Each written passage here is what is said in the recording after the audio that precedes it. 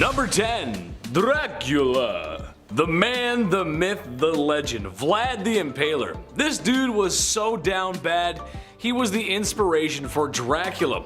There's really only one reason why he was so evil, and honestly, it's in his name. Vlad the Impaler liked to impale people, oftentimes alive. As if this was the worst thing thought up by a human being ever, he would leave the pikes on display, creating a horror only the eyes of medieval Europe could see. There's gonna be a lot of bad dudes on this list, some really saucy villains, unsavory characters who will make your skin crawl, but only Vlad has been bad enough to get a monster inspired by him, essentially turning his actions into somewhat of a spooky mythology.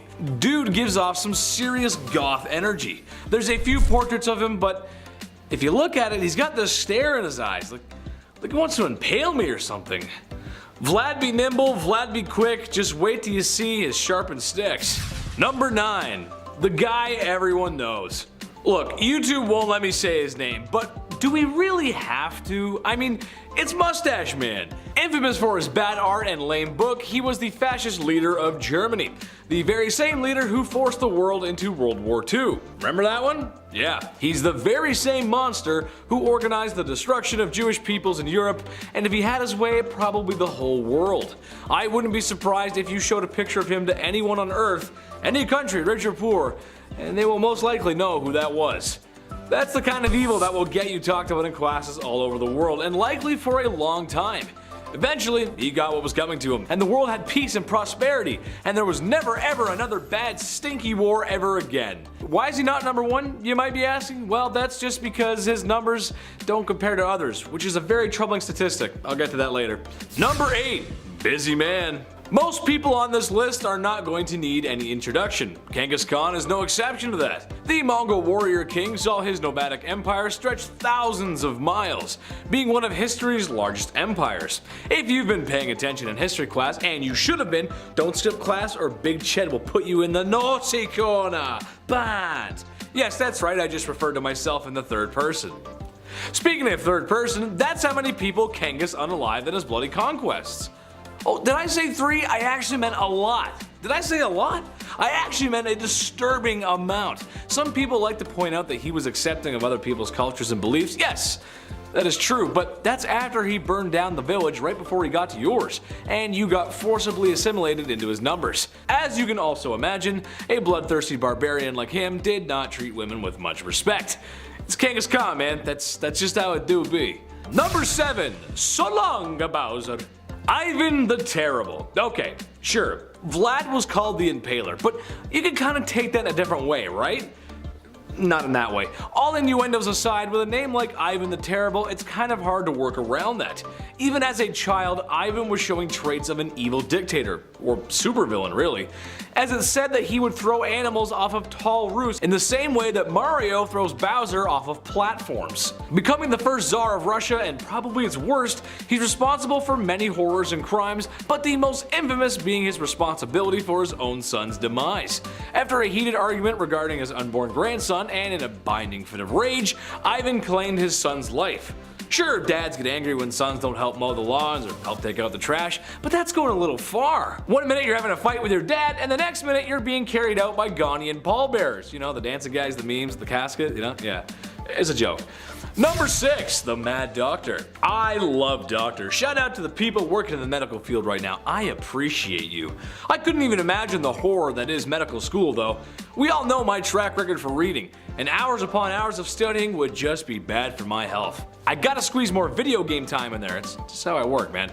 However, one doctor I would not want to cross is Dr. Henry Howard Holmes. He is most likely the inspiration for a lot of horror movies. A serial unaliver, said to have been performing surgeries on animals at a young age, which, again, doing some freaky deaky stuff to animals as a kid is like the red flag of red flags. It's like the only red flag. If that wasn't enough, he used to steal cadavers from the university he was studying at and doing all kinds of not nice things to them, naughty, bad. Having a clear obsession with medical practices and anatomy probably was helpful in disposing of his victims. And like something from Tales of the Crypt Keeper, that's exactly what he did. He constructed a large house, or building really, with trap doors, secret tunnels, and a lot of rooms, a basement where he could dispose of his victims. He would later then open this house of horrors up as a hotel where unknowing people would come to meet their doom. Yes, Tales of the Crypt Keeper. Come check in to the Hotel of Doom. Number 5. Bad Comrade. Joseph Stalin was the leader of the Soviet Union for probably too long. A man who worked his way up the political chain until General Secretary meant leader, which, if you look it up, it's kind of crazy. That itself is a crazy story. He's responsible for a great loss of life. It is estimated in the range of 40 million people. Ooh, yikes. Most spooky evil dudes usually go after an enemy, to someone they consider to not be part of them. He did do this, but a lot of his own people sadly met their ends from the Red Menace too. Organized and deliberate purges of people and famines to starve people. It's safe to say he is and was and always will be one of the worst humans to ever walk the face of the earth. To put it in perspective, Stalin's son was a soldier in World War II, and after being captured by German forces, the Germans thought they had one on the boss. Heck, this was a get out of jail free card, right? Well, when a prisoner trade was proposed by the Germans, Stalin laughed at only how an evil communist could, and denied the trade. His son would later perish in a POW camp shortly after. What a monster. You think you trade with me? Keep him, I don't want.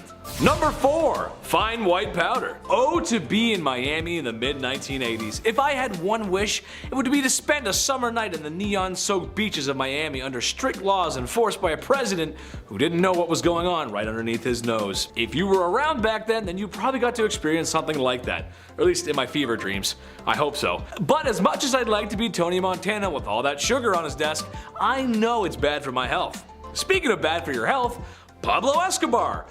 I know, that's where I went with that. Probably the most ruthless criminal ever to live on planet Earth. Pablo was a poor man born in a poor country, but ended up being one of, if not the richest man on planet Earth. His lucrative distribution of adult sugar in the 80s made him very wealthy. It also made him very dangerous, as he was willing to do whatever to get his way. Extortion, bribing, bombing, just about anything you can think of. Oh yeah, he was one bad dude. He had so much money that he had to bury it all over Colombia. Every once in a while some of his buried treasure pops up, and as much as I want a quick million in US cash, I'll just put it back where it came from. Oh Dios mío, lo siento Pablo. Number 3. Al Capone. Another ruthless criminal, and honestly, Capone walked so gangsters like Pablo could run. Part of the ruthless Italian mafia that was the outfit, Capone worked his way through the ranks during 1920s Prohibition America, earning millions in his time where really just $100 could stretch a long way. Capone is noted for his violent behavior throughout his life and the many accidents he caused directly or indirectly. Prohibition and the Depression were hard times for a lot of folks in America. However, the media and the people of Chicago at first always wanted to see what the lavish gangster was up to, as his criminal life became somewhat publicized. Most likely due to his wealth. The dude was rich. He eventually would get arrested and sent to Alcatraz, which was probably the worst prison in America, or the best Call of Duty Zombies map, depending on how you look at things. I look at things through a Call of Duty way, so Number 2, Gabo Princip. That might not be a name that you're familiar with, but it was the man who unalived Franz Ferdinand, which started World War I, which caused World War II, which caused the Cold War, which caused the collapse of Soviet Russia, and it's why you live in a post-war globalist world with markets developing rapidly in the cyber world. Except maybe the whole thing in Ukraine, watch out for that. Kinda crazy to think how all that could come from one wrong turn and a guy seizing an opportunity. But this also means he's kind of responsible, in a way, for all the bad stuff that happened in those times as well. So maybe don't seize the day, I'm not sure. Just don't be ruthless criminals, guys. Watch our videos instead. Although I could blame them for failing my math test in high school. Yeah, we'll go with that. Number 1, Mao Zedong. I'd like to come out here and tell you all about the chairman of China, but that simply is just too hot for TV, and if it's too hot for TV, it's too hot for YouTube. Basically, he was the dictator of communist China and is responsible for many lives lost. It's estimated to be somewhere in the range of 60 to 80 million people. Whoa! Dude was down bad, the definition of down bad, and although many were told to adore him, there's still a great many people who remember the terrible things he's done. From Beijing to Hong Kong, there's not a person around who doesn't know who he is. If being a no-good, rotten person was an Olympic sport, he would have gold medals coming out of his ears. Number 10. Charlie Chaplin. This might have been the biggest shocker to me today. I had no idea he married and had relations with so many girls under the age of 20 when he was much older than them. So in 1918, for starters, Chaplin hastily tied the knot with 17-year-old actress Mildred Harris, a decision he would soon come to regret, saying they were irreconcilably mismatched. Following the divorce, he married 16-year-old Lita Grey, another actress with whom he had a bitter breakup. From the first day of marriage, he made his perception about her clear and called her a little whore. I hope you get what I'm saying there. On their train back to California from the marriage, Chaplin suggested Lita jump off the train to end her misery. Interestingly, Chaplin didn't like his wife, but according to her, he remained a human machine. When she announced she was pregnant for the second time, his behavior got even more erratic. He would take up to 8 showers a day and monitor the listening devices he had installed in her bedroom, and patrol their house's grounds with a pistol at night. By the end of the same year, Lita headed for divorce, stating how Chaplin had pulled that same piece at her and threatened getting rid of her, what she had. Lita's more elaborated passages surfaced when she claimed how throughout the marriage life, Chaplin forced her to gratify his abnormal, unnatural, perverted, and degenerate sexual desires. Next on his list was 22-year-old actress Paulette Goddard. History doesn't have an exact record of the year they married, but she moved into his mansion and got cast as a leading actress in modern times. Charlie bullied her on sets, a primary reason for their separation, telling people how he had to teach her things about acting, and those remarks would leave her crying. And in 1943, while in the middle of a high-profile paternity suit, 54-year-old Chaplin married 18-year-old Una O'Neill, to whom he had been introduced by a Hollywood agent. O'Neill's father, playwright Eugene O'Neill, was so upset by the match that he disinherited her. But unlike his other relationships, this one actually lasted. The two stayed together until Chaplin's death at age 88, and they had 8 descendants. Sheesh, that's a lot of marriages. I'm technically cheating a little bit on the history word here, since Tom Cruise is one of the most recent names on this list, but I couldn't leave a high-ranking Scientology member off of the evil list. He has allegedly reached OT8, which is the highest currently achievable level of the cult. Pardon me. As always, I'm getting ahead of myself. Scientology is a set of beliefs and practices invented by Ron Hubbard, who developed a set of ideas that he called Dianetics, which he represented as a form of therapy. An organization that he established in 1950 to promote it went bankrupt, and he lost the rights to his book in 1952. But he then recharacterized his ideas as a religion for tax purposes and renamed them Scientology. By 1954, he had regained the rights to Dianetics and founded the Church of Scientology, which remains the largest organization promoting the cult. In 1967, he established a new elite group, the Sea Organization, or Sea Org for short, the membership of which was drawn from the most committed members of the church. By 1981, the 21-year-old David Miscavige, who had been one of his closest aides in Sea Org, rose to prominence. Now, Hubbard died at his ranch in Creston, California on January 24th of 1986, and Miscavige succeeded him as the head of the church, a position he holds till this day. It was actually at Tom Cruise's wedding day, to now ex-wife Katie Holmes, that people started realizing that Miscavige's wife Shelley was missing, and when a former Scientology member started asking around, she was punished for asking. There are just too many evil things about the cult for me to talk about right now, but you just gotta know that to be that high-ranking in a cult, you gotta be evil. Number 8. Steve Jobs. While I love and appreciate my iPod and the iPhones I've had over the years, Steve Jobs was no saint. In fact, his success can be attributed to his ruthless behavior, which is kind of commonplace with anybody that makes $1 billion.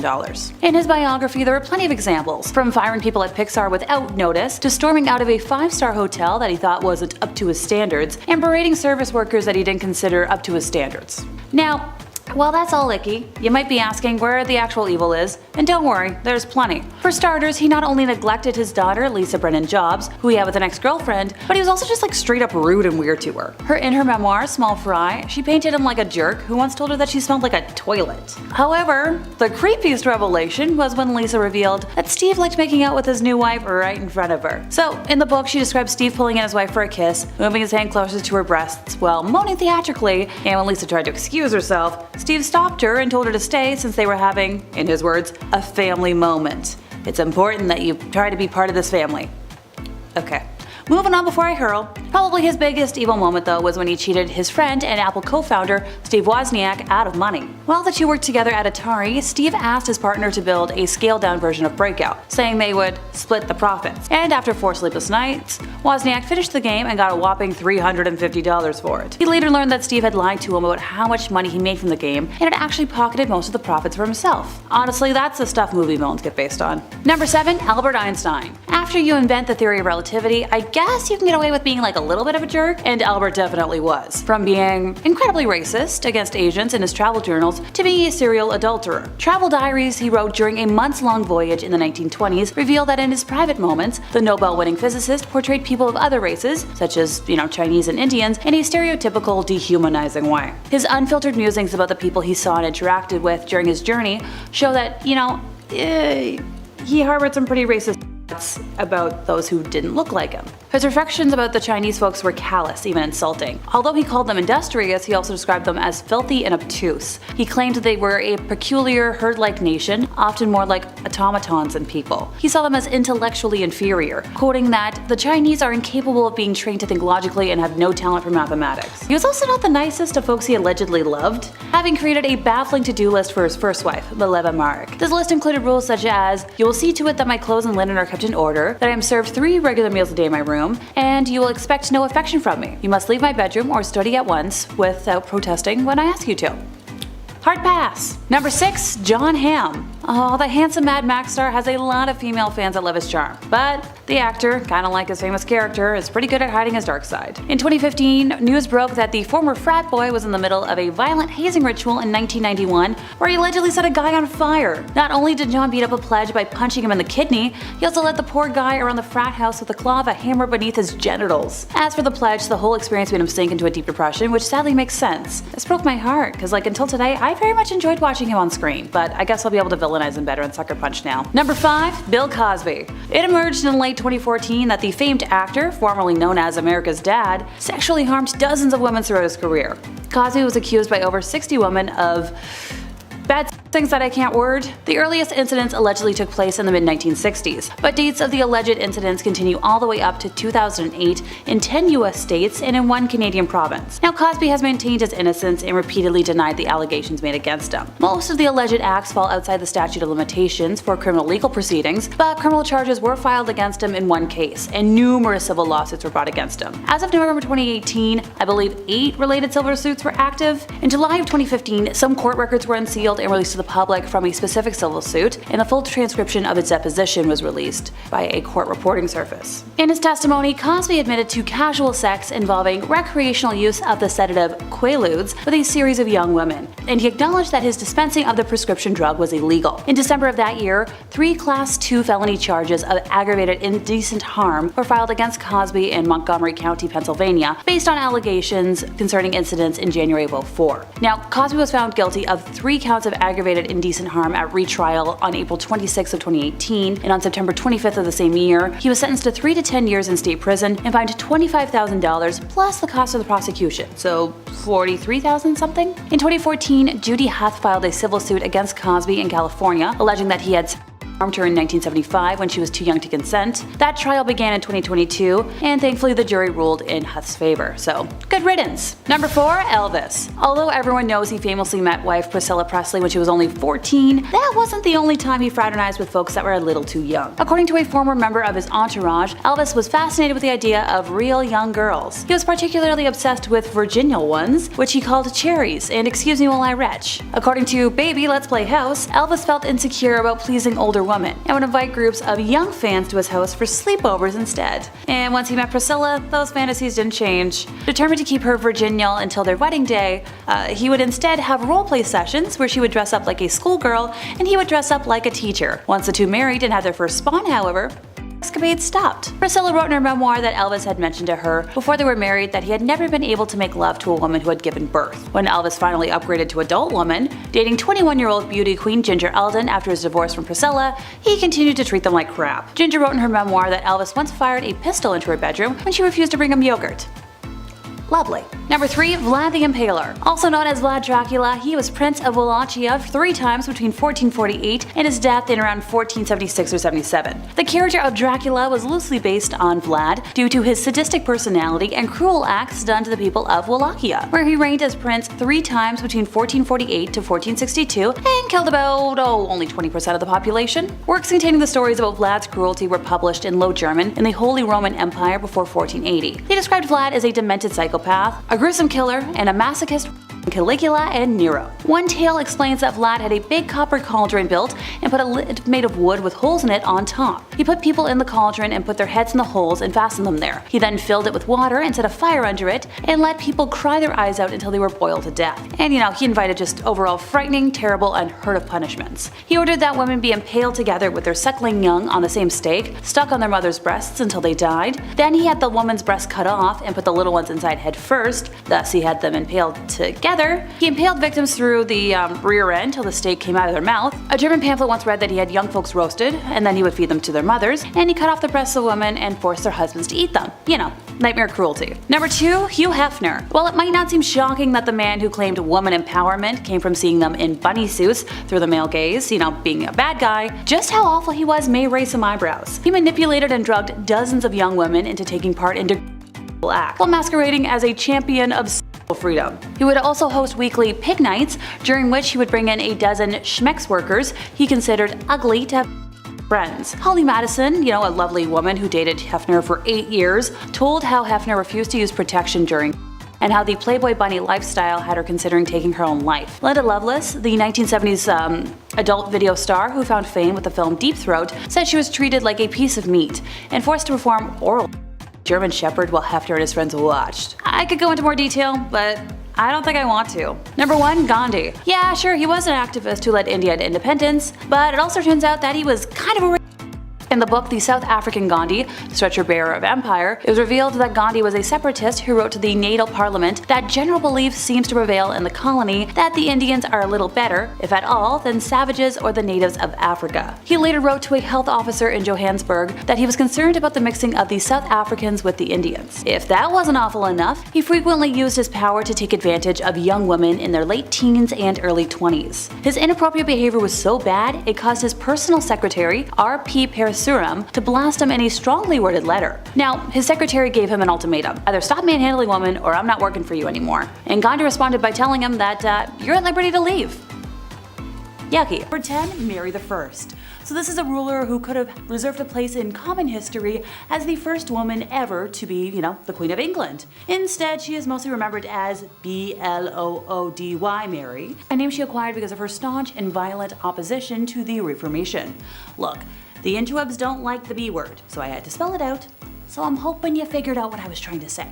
The most controversial part of her reign was her religious policy. Despite promises a month into her rise to the throne that she would not pursue forced conversion of Protestants, Mary had leading Protestant churchmen imprisoned. She sought to reaffirm papal jurisdiction over England, and when the deal with Rome succeeded, the Heresy Acts were reinstated, which allowed for the burning of heretics. This sent a wave of fear through England, and around 800 Protestant nobles immediately fled the country. I wonder why. In February of 1555, the executions began. Protestant Archbishop Thomas Cranmer was forced to watch the bishops Nicholas Ridley and Hugh Latimer being burned at the stake. Cranmer repented his Protestant faith, and technically, under law, he should have been absolved as a repentant, but Mary refused to accept his absolution and had him burned at the stake as well, just to, set an example, or for funsies. By the end of her terror, Mary had almost 300 people executed, most of them by burning at the stake simply for the crime of being Protestant. Her reign was relatively short, lasting a little over 5 years, since she passed in 1558 from either ovarian cysts or ovarian cancer and was succeeded by Elizabeth I.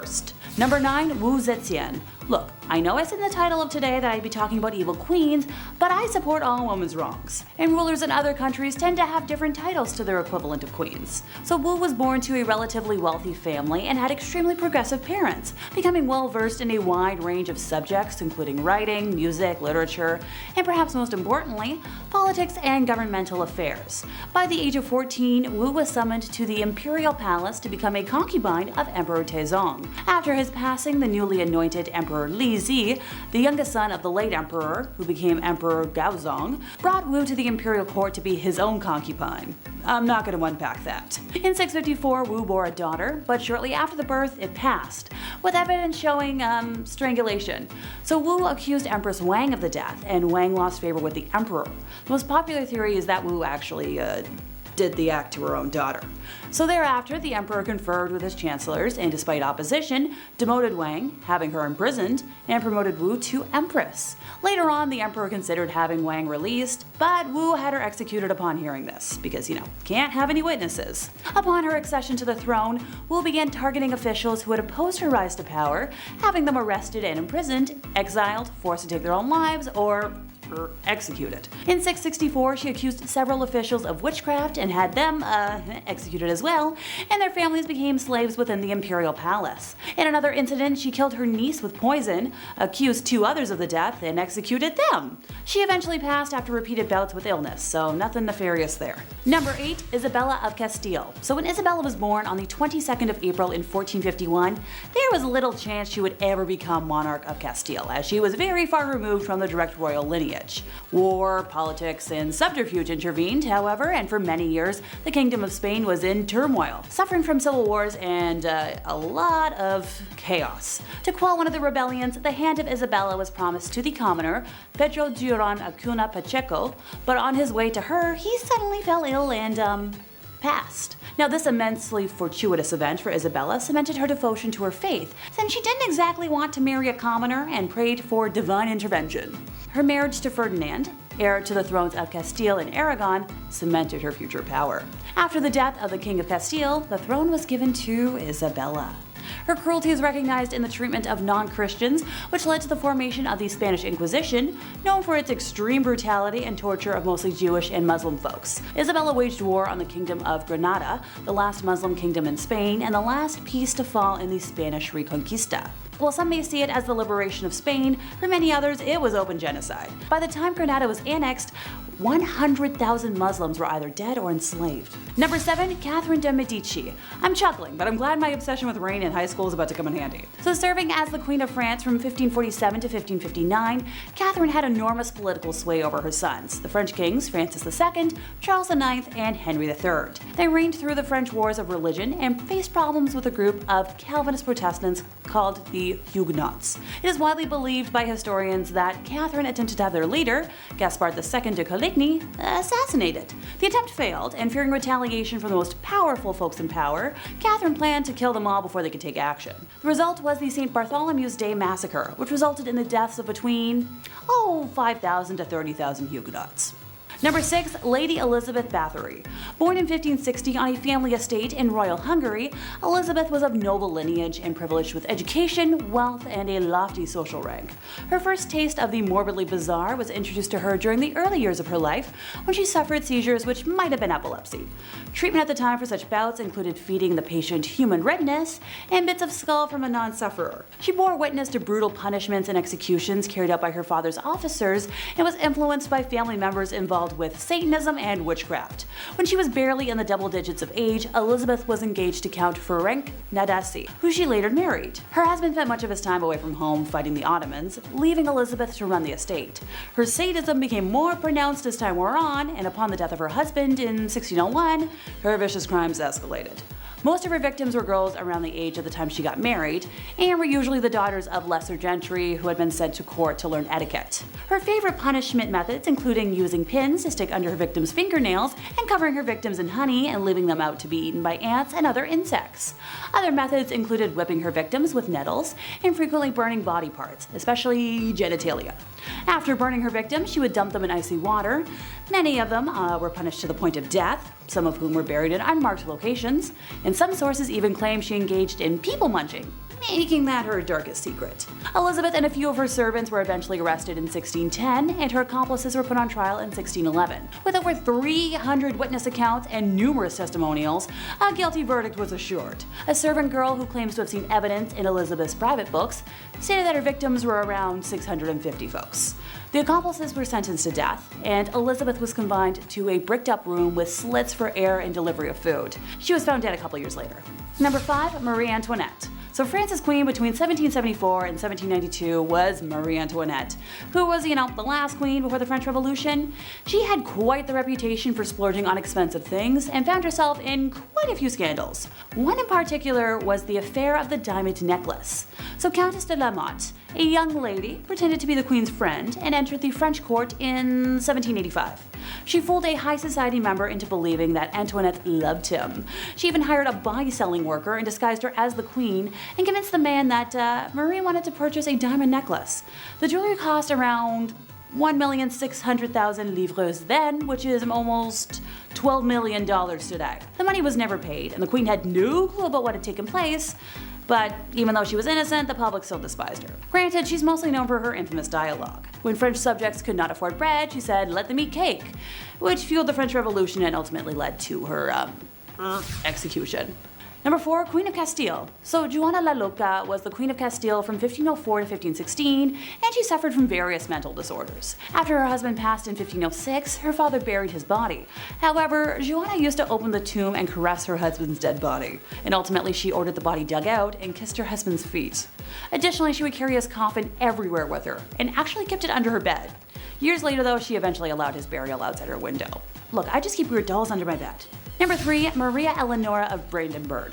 Maria Eleonora, born on November 11th of 1599, passing eventually on March 28th of 1655, held the title of Queen of Sweden from 1620 to 1632 as the wife of King Gustav II Adolf. Coming from a noble German family, she belonged to the prestigious house of I'm not even going to try and say that. However, when Maria and Gustav gave birth to a girl with a genetic condition causing excessive hair growth, Maria was deeply shocked.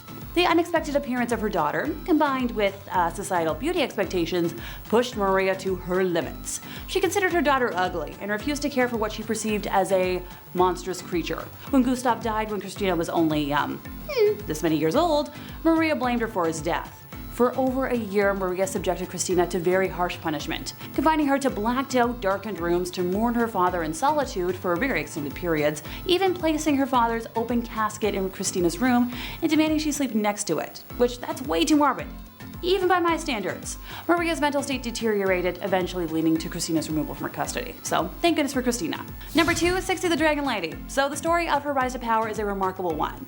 Born at a time when Chinese women were politically invisible, this lady managed to acquire enormous political influence by exploiting her position as a royal concubine, engaging in court intrigues and manipulating those around her. By the end of the 1860s, she had become the most powerful individual in China. Her will and her reach even exceeded 2 male emperors, who she frequently bypassed or overruled.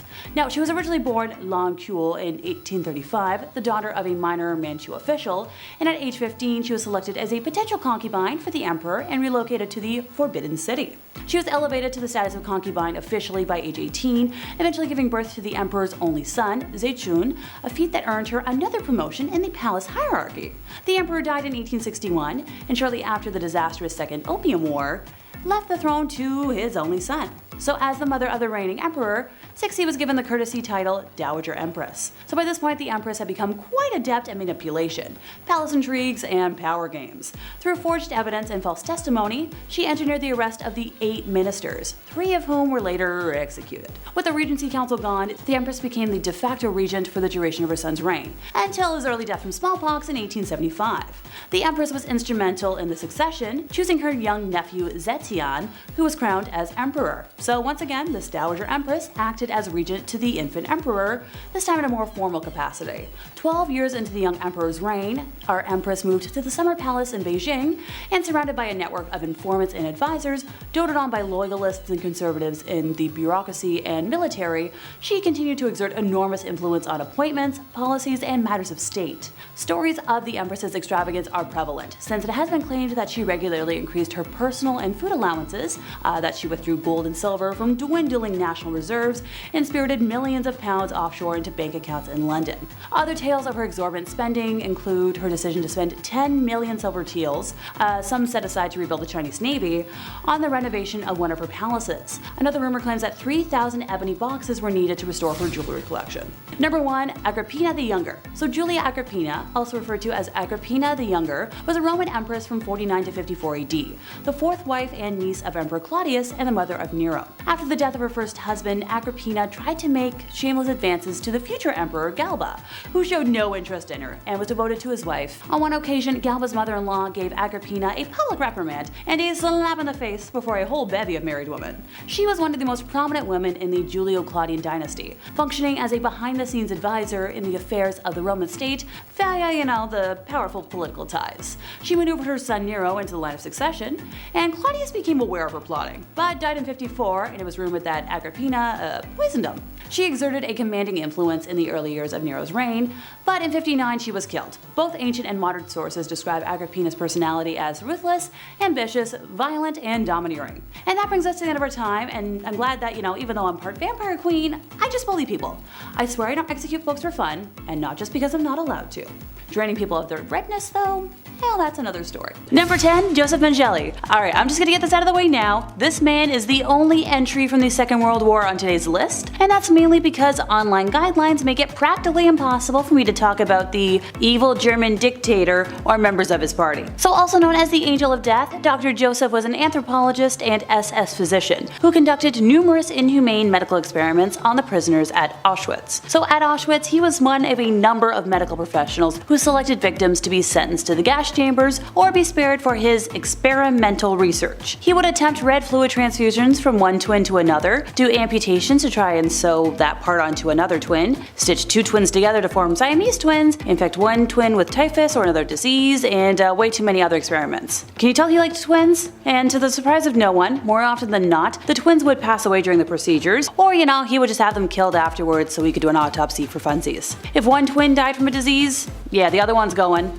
just to mark the differences between the sick and healthy subjects. The evil doctor was also very interested in heterochromia, where people have irises of different colors, and he would collect eyes and body parts of his victims and send it off for research. He would inject chemicals in victims' eyes to attempt to change their eye color. Now remember, this was before the age of colored contacts. He also experimented on pregnant women before sending them off to the gas chambers and caused incestuous pregnancies, always under the guise of research. Now he tried sex change operations, he tried removing organs, and operating on victims without anesthesia. Oh, and if that wasn't disgusting enough, he tried to prove that Jewish and Romani people were genetically inferior through his morbid experimentation. Throughout his time at Auschwitz, Joseph sent his colleagues in Germany red fluid, body parts, organs, skeletons, and even fetuses that had been taken from prisoners.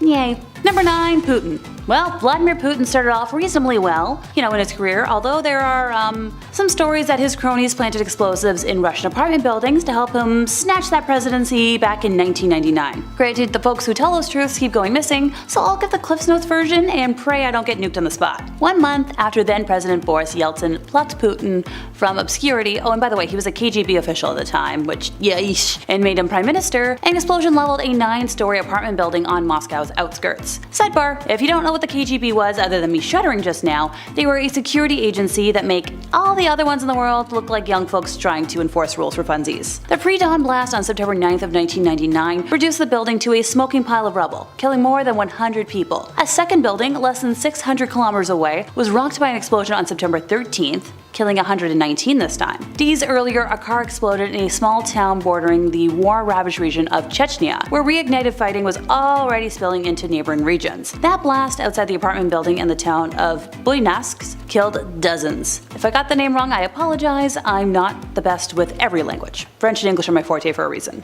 It was followed 7 days later by a truck explosive that destroyed a 9-story building in another southern city, killing 17. On September 23rd, Putin asserted to the, everybody, that bad guys in Chechnya were to blame and ordered a massive air campaign within the North Caucasus region. When asked a day later about the campaign targeting what he called terrorists, Putin responded with the phrase that will forever be his catchphrase: "We will pursue them everywhere. We'll catch them in the toilet. We'll wipe them out in the outhouse." The statement became a Putin catchphrase and set the tone for the 20 years of rule that followed. The longer he's in power, the more evil he's become, leveling Grozny, attacking Georgia, grabbing the Crimea, carpet kabooming in Syria, imprisoning, poisoning, and assassinating opponents, and, muzzling the free press. When one would think, oh, it can't get worse. Yeah, he had another surprise. the unprovoked attack of Ukraine, which, an independent and peaceful nation, back in February of 2022. But thanks to the heroism of the Ukrainian people, it's not completely the walkover he expected. So fingers crossed he maybe gets voted out in the next election. Granted, it's a little tricky when people who oppose him have that weird coincidental habit of going missing. Number 8. Korean Kims. It's pretty difficult to distinguish between these two evil leaders, father and son, of the Democratic People's Republic of Korea. It's a country led by a dictator where the people have no say, and a monarchy with the father being succeeded by the son. Over time, there's actually been 3 Kims in that family. That suggests that being evil might just be like a generational thing, part of your genetics, kind of like having an oily nose is one of mine. Under Papa Kim Jong II, aka the Dear Leader, which is a bucket of irony I don't have time to unpack, millions of folks died because of food scarcity. Amnesty International condemned him for leaving millions of North Koreans in poverty and detaining hundreds of thousands of people in prison camps, where,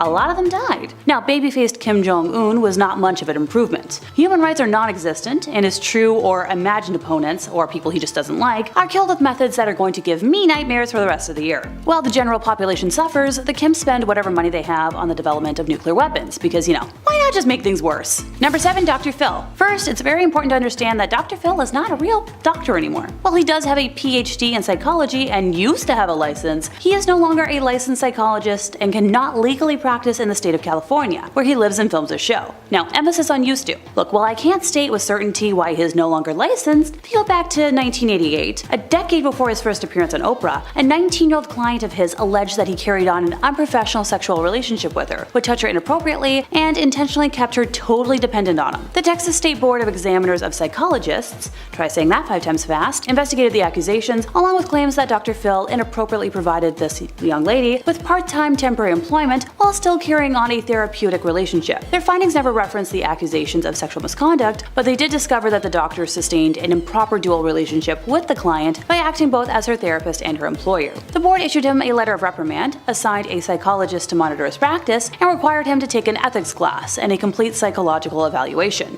Whatever the reason may be, Phil McGraw is no longer a licensed psychologist, and he hasn't been for quite a while. He believes that his show's primary goal is to let people know that it's okay to treat problems and get help, and deliver understandable information about how to live one's life. Which, that's a cute soundbite and all, but Dr. Phil's show regularly exploits people with serious mental illnesses and disabilities for financial and entertainment purposes, if you can even call that entertainment. In one instance, Todd Herzog, a former winner of the hit reality TV show Survivor, appeared on the show in 2013 to discuss his drinking problem. However, he was so drunk that he had to be carried onto the set and lifted into a chair. Before you wonder why a supposedly trained psychologist is something so cruel as to put a man too drunk to walk on national TV, first consider the horrendously immoral and unethical actions that led to this situation. According to Herzog, he was set up. His dressing room came with a full bottle of, spicy juice. After drinking all of it, a staff member supposedly handed him a Xanax, which he took before he even went on stage. Which, all of this doesn't even scrape the surface of the accusations of misconduct and bad psychology that have followed Dr. Phil throughout his career. If I were to say all of those, I'd be here all day. Number 6. Osama Bin Laden. Yeah, he doesn't really need an introduction. Remember 9/11? Yeah, he was the organizer and mastermind, sending himself and way too many innocents to their death. He became America's most wanted, and justice was, finally served on May 2nd of 2011 at 1 a.m. Thank you, Navy SEALs. They also found a huge stash of no-no tapes in his compound, because apparently the self-righteous threat persecuting women for being loose was not above sampling the strictly condemned fruits himself. Number 5. Caligula. Many Roman emperors can be described as self-centered, but this one's appetite for amusement, decadence, and scarlet elixir were on a whole other level. The emperor's short temper and even shorter attention span resulted in countless deaths of his subjects. Caligula killed people for just funsies. In one particularly vile situation, he even ordered his guards to put spectators in an arena to be eaten by wild animals because he was bored during an intermission. I just lose hours scrolling on TikTok and playing silly games on my phone when I get bored, which, isn't often. The emperor was indulgent and purposely wasted money, which led to starvation amongst his subjects. He openly slept with married women and sold his sisters to other men, which I guess seems kind of mild after having people killed to kill your own boredom, but simply put, he was scummy. Number 4. Jim Jones. As if I was going to do a list of the worst men in history and not include a single cult leader. So back in the 1950s, Indiana native Jim Jones founded the People's Temple, a group that he claimed promoted socialism and equality with religious elements of Christianity. Now, fast forward to the 1970s, he moved his group to California and set them up in a commune-like settlement in Redwood Valley. After he established several locations throughout the state, including its main headquarters in San Francisco, the temple forged ties with many left-wing political figures and claimed to have 20,000 members, even though 3,000 to 5,000 is probably more likely. Jones eventually came to believe that nuclear war was imminent and moved his followers again to the South American country of Guyana, which he thought would be outside the potential danger zone. The group lived there for several years as the People's Temple Agricultural Project, but after former members started speaking out against the church, San Francisco Congressman Leo Ryan decided to travel to Jonestown to see what was going on. During his visit, a number of temple members expressed a desire to leave with him and accompanied Leo to the local airstrip at Port Ketuma. There they were intercepted by self-styled temple security guards who opened fire on the group, killing the congressman, 3 journalists, and one of the defectors, as well as injuring 9 others, including Ryan's aide, Jackie Spire. A few seconds of the incident were captured on video by NBC cameraman Bob Brown, one of the journalists that were sadly killed in the attack. That evening in Jonestown, Jones ordered his congregation to drink a concoction of cyanide-laced, grape-flavored Flavor-Aid. Oh, right, this is where the phrase drinking the Kool-Aid comes from, but it actually wasn't Kool-Aid, it was the off-brand stuff. All in all, 918 people died, including 276 minors. When members wept and showed signs of dissent, Jones counseled, "Stop the hysterics. This is not the way for people who are socialists or communists to die. No way for us to die, we must die with some dignity." On a tape, Jones can be heard saying, "Don't be afraid to die," adding that death is just stepping over into another plane and a friend. Jones directed that the youngest folks be killed first, and his wife Marceline apparently protested against this. So then she was forcibly restrained and then joined the other adults in poisoning herself. Some members resisted ending their lives and were injected with fatal doses of cyanide, as were those too young to drink the drink. And some folks thankfully did survive by fleeing through the jungle. Until 9/11, this was the largest loss of American civilian life in history, which sends a chill down my spine to think about. Number 3, Pol Pot. This vile leader of the Khmer Rouge regime was the architect of the Cambodian genocide and devastating policies that led to widespread famine and deaths from preventable diseases. The regime's xenophobic and racist views and policies led to the widespread killings of minorities all throughout Cambodia. The regime also imprisoned and destroyed those who opposed it. Prisoners were subjected to horrific medical experiments, which often resulted in agonizingly drawn-out deaths. Many prisoners, including those too young to consent, were executed in the infamous killing fields and buried in mass graves. To save bullets, they were killed with pickaxes or smashed against trees, which is so much worse. Now, Pol Pot and the regime ended the lives of between 1.5 to 2 million Cambodian citizens, a quarter of the country's population.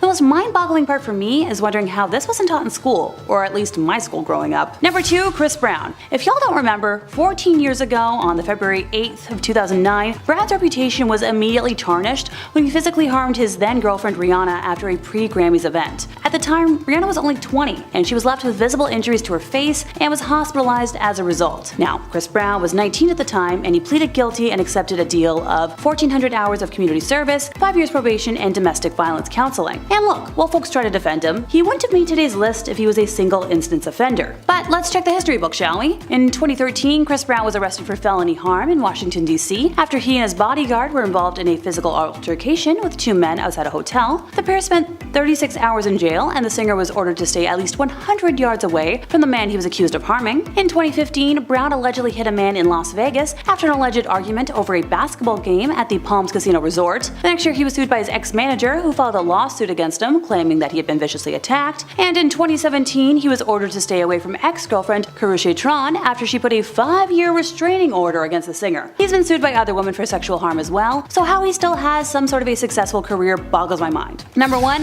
LSB Mayor. This is one name I didn't even have to look up today. As a lifelong fan of Judy Garland, I've had a bone to pick with him for quite some time. So in front of his staff, Mayor presented a calm, paternal presence. But behind closed doors, he was known for temper tantrums complete with loud sobbing and furious ranting. Most terrifying of all, these rages would go as quickly as they came, and then he would put his icy mask back on. Textbook signs of narcissism, trust me. Elizabeth Taylor famously clashed with him constantly and dubbed him a monster for the way he tried to rule every detail of her life. Now, some of the worst allegations against Mayor come from Judy Garland. According to her, Mayor frequently groped her and made her sit on his lap. At other times, he would innocently place his hand on her left breast to show her how to sing from the heart. Oh, and this was when she was just a teen. He was particularly awful to Judy, calling her his little hunchback because of her short stature and curved spine, and encouraged her to take diet pills to slim down and look less girlish. Thanks in part to his actions, Judy was plagued with eating disorders and insecurities all the way until her tragic early end. steal for number 10. I mean, if we're gonna defend Pedro the Cruel, he was obliged to defend his throne against his father's 10 illegitimate sons. On the other hand, they wouldn't have had so much more support from the people than the king himself if Pedro hadn't outraged his people with arbitrary killings, drama, and rules, as well as the pretty cheap treatment of his wife Blanche, the sister of the king of France. His father, Alfonso, had ditched his wife, Pedro's mom, Maria of Portugal, for his mistress once Maria had produced their son. Exiled away from court, Pedro grew up listening to his mother's hatred for his father, yet when he took the throne, he did an almost exact rinse and repeat. Pedro publicly marries Blanche, despite already having secretly wed one of his mistresses, and he abandoned and imprisoned her very shortly after. Basically, if someone looked sideways at him, Pedro had them killed. He inaugurated his reign in 1350 by killing supporters of his half-brothers, and also had his father's mistress killed for his mother. He was said to have killed a man for looking at him wrong way, and burned a woman alive for rejecting his advances. Pedro's new son-in-law, Edward the Black, got blessed with a large gem that he had obtained by robbing and killing a guest in his own house. He also put a hit out on Blanche in the end, and she died via crossbow to the eye. And of course, needless to say, Pedro killed as many of his own half-brothers as he could get his hands on, primarily through various forms of deceit. On to number 9, which is Charles of Navarre, who can also be called the double-crosser's double-crosser. See, Charles came from a branch of French royalty that had renounced its claim to the throne, but clearly Charles did not share that sentiment. He is crowned in 1349 and was driven by revenge and a disproportionate sense of entitlement, quickly earning himself the nickname Charles the Bad, as he attempted to expand Navarre's territory into France and Spain via schemes, plot, and deception. Ultimately, he failed and ended up marginalized and alone. In the words of historian Barbara Tuchman, Charles was volatile, intelligent, charming, violent, cunning as a fox, ambitious as Lucifer, and more truly than Byron, mad, bad, and dangerous to know. His only constancy was hate. One of Charles's first targets was King Jean II's favorite minister, whom he had killed by thugs. Over the next 3 decades of the 100-Year War, as France contested with England for control over territory on the continent, Charles changed sides so quickly and so often that it made everyone's head spin, and making contradictory deals with each side of a conflict at the same time. He attempted one coup and twice tried to poison the king in like a real-life Game of Thrones fashion. And trust me, there's a lot of old nobility stories like this one, so if you're interested in hearing more of them, I recommend you take a moment to subscribe to The Hive. Edward III is on our countdown at number 8, and he pulled a total King David. He sent his homie, Earls of Salisbury, to go fight wars in foreign countries so he could go try to bang the Earl's wife on the sly. However, the Countess refused the king's slick idea, but Edward didn't accept that answer and returned after dark. He tells the valets to, quote, nothing must interfere with what he was going to do, on pain of death. Contemporary accounts from the time, of which there are 5 parts, detail how the Countess was left in an absolutely horrific state. And by the time her husband returns, she's fallen into a deep depression and admits to her husband what has happened. The Earl goes into a blind rage, understandably, and goes straight to Edward, who was holding court at the time. In front of dozens of witnesses, the Earl confronts his once friend, saying, "You have villainously dishonored me and thrown me in the dung," and continues to tell Edward that his actions were so disgusting and inhuman that he could no longer live in the same country with the monstrous king, and then just left England forever. As for the Countess Alice, all we know of her fate is that the Earl made sure she had an independent income and was returned to her family's care before he left. You learned this story young. It's number 7, King John, aka the Magna Carta King, and one of the worst, if not the worst, king of England. John's offenses are almost too long to list. Even before he was king, the bugger was on some BS. When his older brother Richard the Lionheart was away on a crusade, John attempted to seize the throne by plotting with the King of France, Philip Augustus. Ironically, all those years later, when John is finally king, he starts his reign with the greatest dominion in Europe, England, large parts of Wales and Ireland, also Normandy, Brittany, Anjou, and Aquitaine. Yet within 5 years, he had lost almost all 3 continental territories to Philip Augustus. This loss of continental inheritance was an embarrassment, and John was determined to win it back. Unfortunately, he was not competent at warfare, and the attempts dragged on and drained the bank accounts. To quote MagnaCarta.com, to raise the massive armies and fleet this enterprise would require, he wrung unprecedented sums of money from England. Taxes were suddenly demanded on an almost annual basis, nobles were charged charged gargantuan sums to inherit their lands, and the lands of the church were seized, and the Jews were imprisoned and tormented until they agreed to pay extra. John's reign saw the greatest financial exploitation of England since the Norman Conquest. In May of 1215, 6 months after the French whipped his butt, the people of England rebelled and seized London. With the capital held against him, the king's forced to negotiate and obliged to make concessions. The Magna Carta is signed. Then he had it annulled, and then everyone rebelled again, and then John died, and the barons were still rebelling. The end. Next up is William the Conqueror, and he's number 6. Before we called him William the Conqueror, he was actually William the Bastard, like something out of a movie. His nobleman father Robert came across his tanner mother washing clothes by the river and falls head over heels for her. As a result, the royal heir was not technically royal heir material, but don't let Robert or William hear you say that. Between the two, anyone who ever made fun of William's mother was killed, and usually pretty brutally. An example is when the villagers of Alençon hung tanning hides in the trees to mock William's mother's status. William stormed the castle, captured 32 defenders, and had their hands and feet cut off. William, a duke far removed from royal lineage, didn't think too much about England until 1051, when the childless King Edward the Confessor made a truly bizarre decision. He chose William to be his heir. Then, seconds from death, in 1066, he revoked it. William decided, no, I'm getting what I was promised. However, England was in a full-blown crisis of succession for years until William defeated Harold II at the battles of Hastings and became the new King of England. In wake of his victory, William ordered the harrying of the North. In order for the English population to understand its new state of affairs, he sent his men to the north to kill en masse and pillage stocks. This also made it easier to fulfill his promise of giving the land to his loyal followers. He then imposed new laws, raised taxes, and introduced harsh punishments against those who stepped out of line. The people of England were infuriated by William's new laws, and a series of revolts sprung up north of the country. In response, William and his armies attacked the northern villages, killing everyone in sight as well as the livestock and burning down barns. The lack of livestock led to starvation and disease for what rebels had survived, and the countryside started to reek of corpses. The total death toll, 10,000 people. Up the tower we go for number 5. It's Richard III.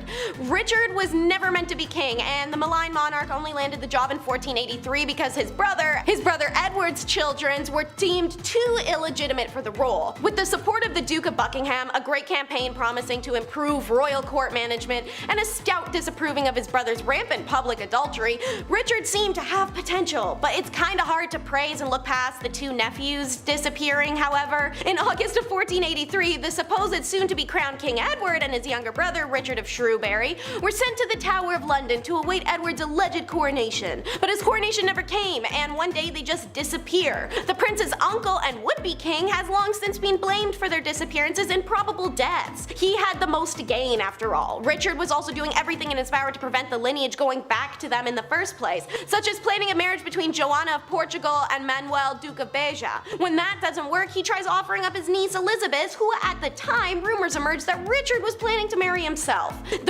This rumor more than possibly drove some to side with Richard's only remaining competition for the throne, Henry Tudor, the same man who defeats and kills Richard at the Battle of Bosworth in 1485. On to number 4, we have Svitopolk the Accursed. Now, damn, that's a heavy name, but it's one well earned. I'll be more than honest, as usual. It's actually quite hard to judge if the medieval nobility of Kievan-Rus were necessarily good or evil, as we know very little about them, and what we do know is word-of-mouth stories that survived for centuries before finally being chronicled. So we've all played the kids game telephone. I don't have to tell you how easily word-of-mouth stories can be converted and contorted. Svitopolk, the son of Vladimir the Great, who baptized Rus to Christianity, certainly had the worst publicity possible documented. He's infamous for the death of his 3 brothers, Boris, Gleb, and Sviatoslav. Svitopolk's reign was relatively short one, from 1015 to 1019, because brother he hadn't gotten to, Yaroslav the Wise, took action against him. Then Prince of Novgorod, Yaroslav defeated his brother, causing him to flee to Poland where his father-in-law was based. With his help, Svitopolk returned to defeat Yaroslav, causing him to flee back to the Novgorod. It became a back and forth, taking turns driving each other away, and it was only in 1019 that Yaroslav won. Siva died at age 29, traveling back through Poland. Number 3 is Christian the Tyrant. His most notorious act was the Stockholm bloodbath of 1520, when after a 3-day coronation feast, he beheaded 82 nobles in the Swedish capital after promising them amnesty in return for intel. Up until this point, everything had been going his way. He had reunited the Kalmar Union under his rule, taking control of trade in the Baltic Sea, and married the sister of Charles the Holy Roman Emperor, joining the powerful Habsburg family. But as said by history professor Lars Biddleskard, Christian gained a lot of enemies in a very short time at the end of 1520. To quote, "The bloodbath was a game changer. Partly it led to a rebellion in Sweden at the time when he didn't have any money left to pay for troops. Partly it was because the Danish nobility began to fear that they would see the same fate and lose their heads. In Denmark, Christian II had carried through a modernization program, limiting the power of nobility and strengthening his power as king. And when has the upper class ever liked having their sense of entitlement towards power tampered with? When Sweden started to break loose from the Kalmar Union, the Danish nobility lost patience, forcing Christian from the throne, driving him into exile, and replacing him with his uncle. Not every ruler is ruling over a kingdom. Number 2 is John and the White Company. John Hawkwood led the White Company Knights band that tormented the countryside of France, Italy, and Spain in the 14th century. We've done quite a few videos on this channel that explain how knights are kind of like labor or bodyguards for hire when there isn't some war or inquisition going on. Because medieval aristocrats like to disband their armies the moment they no longer need their services. During those times, the men would band up and ride out. As a result, hardened soldiers often found themselves at loose ends and many miles from their homelands. Since medieval armies fed and supplied themselves by pillaging farms and towns as they went, the mercenaries knew that was efficient, free, and easy for them to accomplish, so they continued in this practice. They roamed the countryside, robbing, violating people, and kidnapping random wealthy hostages for ransom. Of course, they were available for hire, but local landowners were more likely to pay them to simply go away. This is also why chivalry was invented, a code of behaviors and rules to govern these knights to stop their overall rampant and sociopathic behavior. Although Hawkwood, who in retirement would set himself up to be a respectable citizen in Florence, was known for his more insatiable greed than his brutality, and thrived in this time as a freelance knight, he was the leader of a band that carried out the Robert Geneva kill order in Senia, and when 2 of his men were fighting over who would get to take a nun, he simply pulled a King Solomon and cut her in half. Problem solved. It's last, but that doesn't mean it's the least. Number 1 is the Vipers of Milan. Bernardo and Galeazzo Visconti jointly ruled Lombardy in what's modern day Italy. And their joint rule really is a testament for how this family really did do everything together. Everything. They succeeded for throne when they killed their older brother by stabbing him, and their uncle Lucinio was killed by his wife. A plan she concocted while in the midst of a group intercourse get together on a riverboat. Good thing for her, one of her multiple male partners was Galeazzo, because she could just pop her head up and tell him the plans right then and there. Call that triple tasking. Bernardo, the more ferocious of the two when it came to things that weren't adulterous, such as being in a state of perpetual war with the Pope, who tried to issue a bull of excommunication against him, and Bernardo simply responded by forcing the messenger to literally eat it, including the silk cord and the seals of lead that bound it. Bernardo's lusts, by contrast, were unbounded. Has he ever heard the expression about not blaming the messenger? And speaking of Bernardo, watch out Nick Cannon, because while he wasn't a riverboat share sash kind of guy, the dozens upon dozens of illegitimate offspring by his various mistresses outnumbered even the 17 children he somehow fathered with his very long-suffering wife. Seriously, check out this guy's wiki page. It's the craziest list I have ever seen. Their most demented action, however, was the Questa Mira together. It's a 40-day torment method handbook that they wrote that would be used and distributed for wide public usage, and it's the origin of plenty horrific methods that we saw used throughout the time. Number 10, Elizabeth I. Good old Queen Bess is one of the most remembered queens in the British monarchy, male or female. She's a pretty big deal. Elizabeth loved to make her fellow male nobles fall under her spell. She was witty, cunning, and very well liked by her court. However, one of the things that earned her some enemies was establishing a Protestant England. Her sister Mary, her predecessor, fought very hard for the opposite. She was very Catholic, and we will get to how bloody that was later, but Queen Bess a lot of people off, especially Spain. She was supposed to marry the Catholic Spanish king after her sister passed, but she turned him down. This led to a conflict between Protestant England and Catholic Spain, but her navy defeated the Spanish Armada in 1588. Mary, Queen of Scots, laid claim to the English throne and was one of Lizzie's greatest internal threats. Mary was a Catholic, which made all the Catholics of England back her. Mary was also presumed to be behind several assassination attempts against the Queen. Finally, Finally, Queen Elizabeth had to take action, and after keeping her cousin hostage for 20 years, she finally had to have her executed. And we'll talk more about her later. Number 9, Catherine the Great. So Catherine the Great was called the Great for a reason. She was a pretty epic woman by most accounts. She even had one of the first vaccines, which is pretty crazy. Though she wasn't actually born in Russia or even Russian at all, Catherine was not content to go down in history quietly. She considered herself an enlightened ruler, and history tends to agree, with aims of prioritizing education for the people. She had many lovers, and there is enough evidence to suggest that the son she had was illegitimate. Peter III of Russia was hardly the man Catherine intended on marrying, and later planned a coup against him which resulted in her position of power. However, the coup did turn bloody when on July 17th, Peter died under mysterious circumstances. There isn't proof that she was directly involved or even knew about it, but it cast a dark shadow over her reign for the rest of the time. Number 8, Grace O'Malley. We've got enough traditional royalty on this list that we definitely need to spice it up. Enter Grace O'Malley, the Pirate Queen of Ireland. Pirate Queen! What a title. Definitely considered unholy behavior, Grace abandoned the traditions of women of the time and fled to the sea. There, she took on the waves and perils of Davy Jones' locker with a legendary ferocity. She was born into the clan O'Malley around 1530, around the time of Henry VIII's rule over England and Ireland. Clan O'Malley was a notorious seafaring clan and ruled the southern shore of Clew Bay, Achilleland, and most of the barony of Murrisk for over 300 years. Grace was really well educated and could even converse fully in Latin, Spanish, Scottish, Gaelic, and French. She was not one to be refused, and after spending years fighting the British, she finally met Queen Bess, and not only did she speak Latin to her, but she refused to bow as she was considered a queen herself by that point. Number 7, Mary Queen of Scots. I told you I was gonna bring her up. A name you will recognize as I've already mentioned her before, but in terms of who the villain in that story is, it depends on which side you're telling the story on.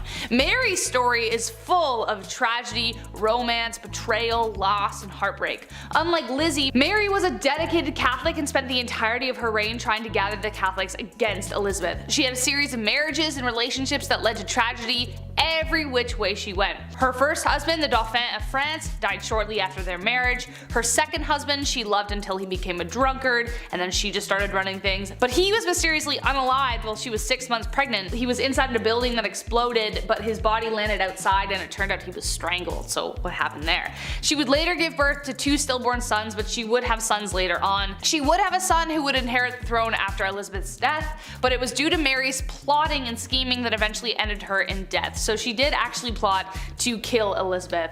So that's a pretty unholy deed, I would say. Number 6, Princess Olga of Kiev. Okay, wow, this woman. One saint you definitely don't want to mess with. Despite being a saint, Princess Olga of Kiev was actually pretty sinful. She was one of the most vicious and vengeful rulers in the history of Kievan Rus, which would later become Russia, Ukraine, and Belarus. Olga took center stage after her husband died and made sure she would never be forgotten. Her husband died in a very gruesome way by the enemies that we're going to talk about in a second. When the people who viciously unalived her husband tried to persuade her to marry their leader, they sent 20 men. Olga told them to wait in their boats, had her men dig a ditch in the meantime, and the next morning buried the men alive. She then lied and told the king she would accept his offer if he sent his best company to retrieve her. He didn't know about all that stuff yet. When they got there, she locked them in a bathhouse and torched it. But it didn't stop there. Olga didn't stop there, that's not her style. She would later host a steak dinner with her enemies in which they were staked. Very Vlad the Impaler, I know. Then she set whole villages on fire by attaching sulfur to pigeons, and then it was just crazy. Damn, like hell has no fury like a woman scorned, let me tell you. Number 5, Queen Isabella I. The Spanish Inquisition, pretty high up there as far as terrifying points in history go. If you weren't willing to convert to Catholicism, you were tormented, interrogated, and burned at the stake.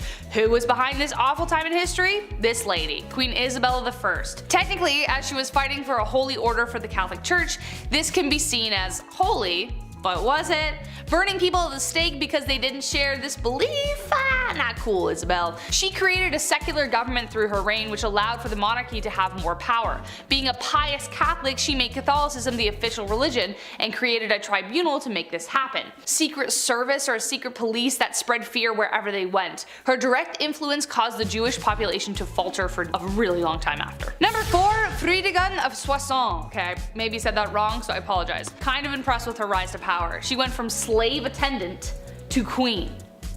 How do you bridge that gap? No idea. Boy was she ferocious. Assassination and manipulation were her main political tools. Fredegund was among a small number of enslaved women in the Merovingian household that became a queen. Merovingian was the OG Central Europe before everything got split up. She survived political dangers and retained her husband's loyalty and could persuade monks and priests to jump onto her plots with ease. She encouraged her husband, the king, to set aside his first wife and then even take the life of his second. But his second wife, Galswinda, had a sister named Brunhild, who became the mortal enemy of Fredegund. She had good reason to be. Fredegund continued to do everything she could to secure her position, one assassination after the next. She was a pretty stormy lady. Number 3, Bathory. Okay.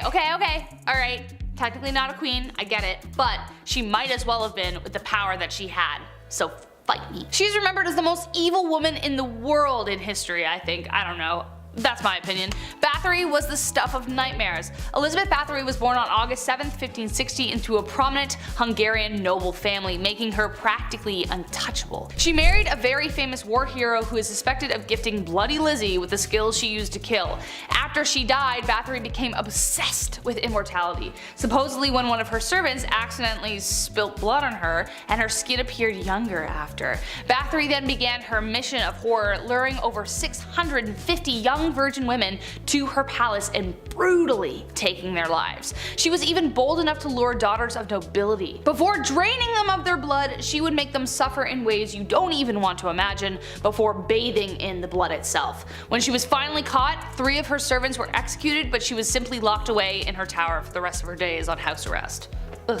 Number 2, Catherine de' Medici, also known as the Serpent Queen. History colors her story as the tale of the evil queen. On one hand, she is remembered for being one of the most powerful French queens in history, and then on the other, she was blamed for the many atrocities that took place during her reign.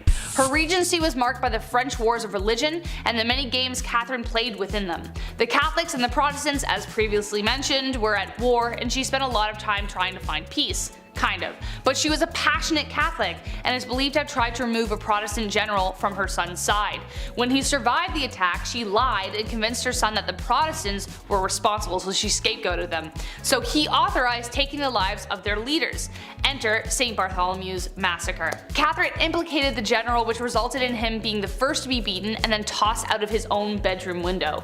An estimated 3,000 French Protestants were taken out in Paris, but the total countrywide was around 70,000. And last but not least, Bloody Mary, actually known as Queen Mary I of England, so no, I'm not talking about the girl you say in the mirror 3 times so that she appears and you're like, wow, I'm haunted forever. Queen Mary became known as Bloody Mary due to her vicious tirade against Protestants in England during her reign. She even imprisoned her own sister, Elizabeth, who we mentioned at the beginning of this list, due to suspicions of treason. This was unfounded. She bore her father Henry VIII ill will after the stuff he pulled with the church and after having delegitimized her as his heir for a time.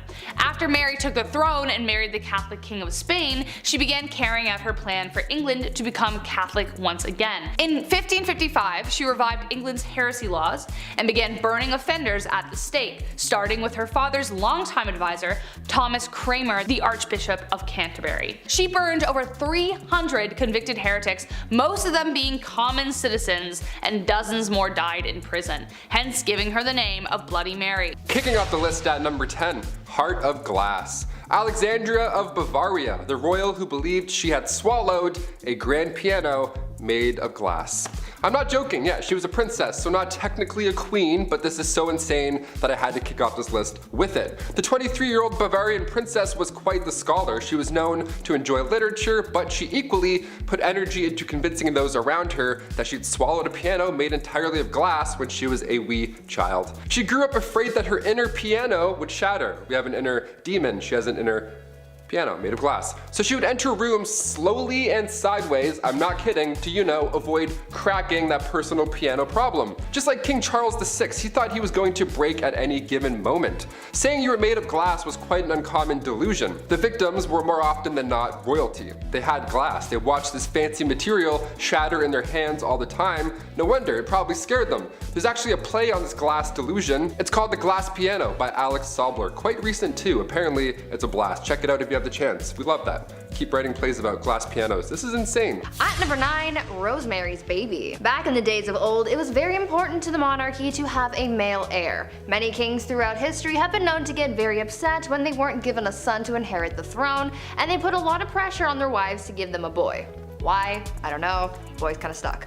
Anyway, this probably drove a lot of people crazy, but there is at least one confirmed case of crazy baby fever from Maria Eleonora. She kept trying to have a baby, but when she finally got pregnant, everyone was hoping for a boy. Unfortunately, the odds weren't in her favor, and she gave birth to a little girl instead. People knew that Maria would get absolutely triggered upon learning of her baby's gender, so they kept it a secret from her as long as they could, but eventually they had to tell her, and Maria was pissed. She really went looking for that receipt to return that baby and get a refund or at least a store credit. When she found out the baby was a girl, the queen reacted by saying, quote, "Instead of a son, I am given a daughter, dark and ugly with a great nose and black eyes. Take her from me, I will not have such a monster." End quote. Like damn, tell her how you really feel. After that, mysterious things started happening to this baby, like a wooden beam mysteriously falling into the baby's crib and somehow accidentally falling down the stairs.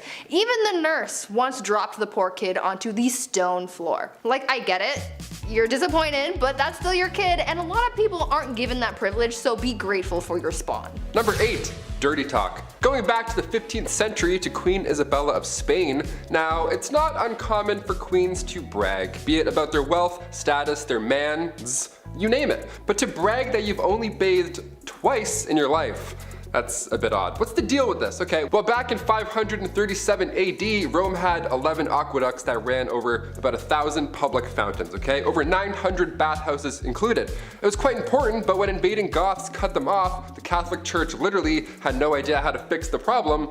So instead they just told everybody that bathing was a sin only practiced by pagans. So at one point in history, you could have ran a bath, thrown in a bath bomb, relaxed for an hour, got out, and then immediately you're a sinner. Worst of the worst too, how dare you having a bath on Monday afternoon, you monster, you pagan monster. The Old Spice guy would have rocked their world. At number 7, Mother Knows Best. I think after hearing about these queens who've done some dark things to get their way, you would think that it's safe to say you don't mess with a woman and her plight for power. Unless you want to end up 6 feet under, that is. One Roman empress, Julia Agrippina of Rome, was pretty spoiled already. She lived a lavish life, her husband was the emperor, and she had a family. But that just wasn't enough for her, and she wanted it all. Julia was quite ambitious, and she spent most of her early life trying to dethrone her predecessors. She believed that she and her son had a claim to the Roman throne by birthright, and so she bamboozled her way into royalty by tricking her uncle Claudius into changing Roman law so that they could get married. Ew. Suddenly though, after they got married and she became empress, Claudius died, and most people think that Julia had something to do with it. That's likely the case. She and her son Nero went on to rule Rome from 49 to 54 CE.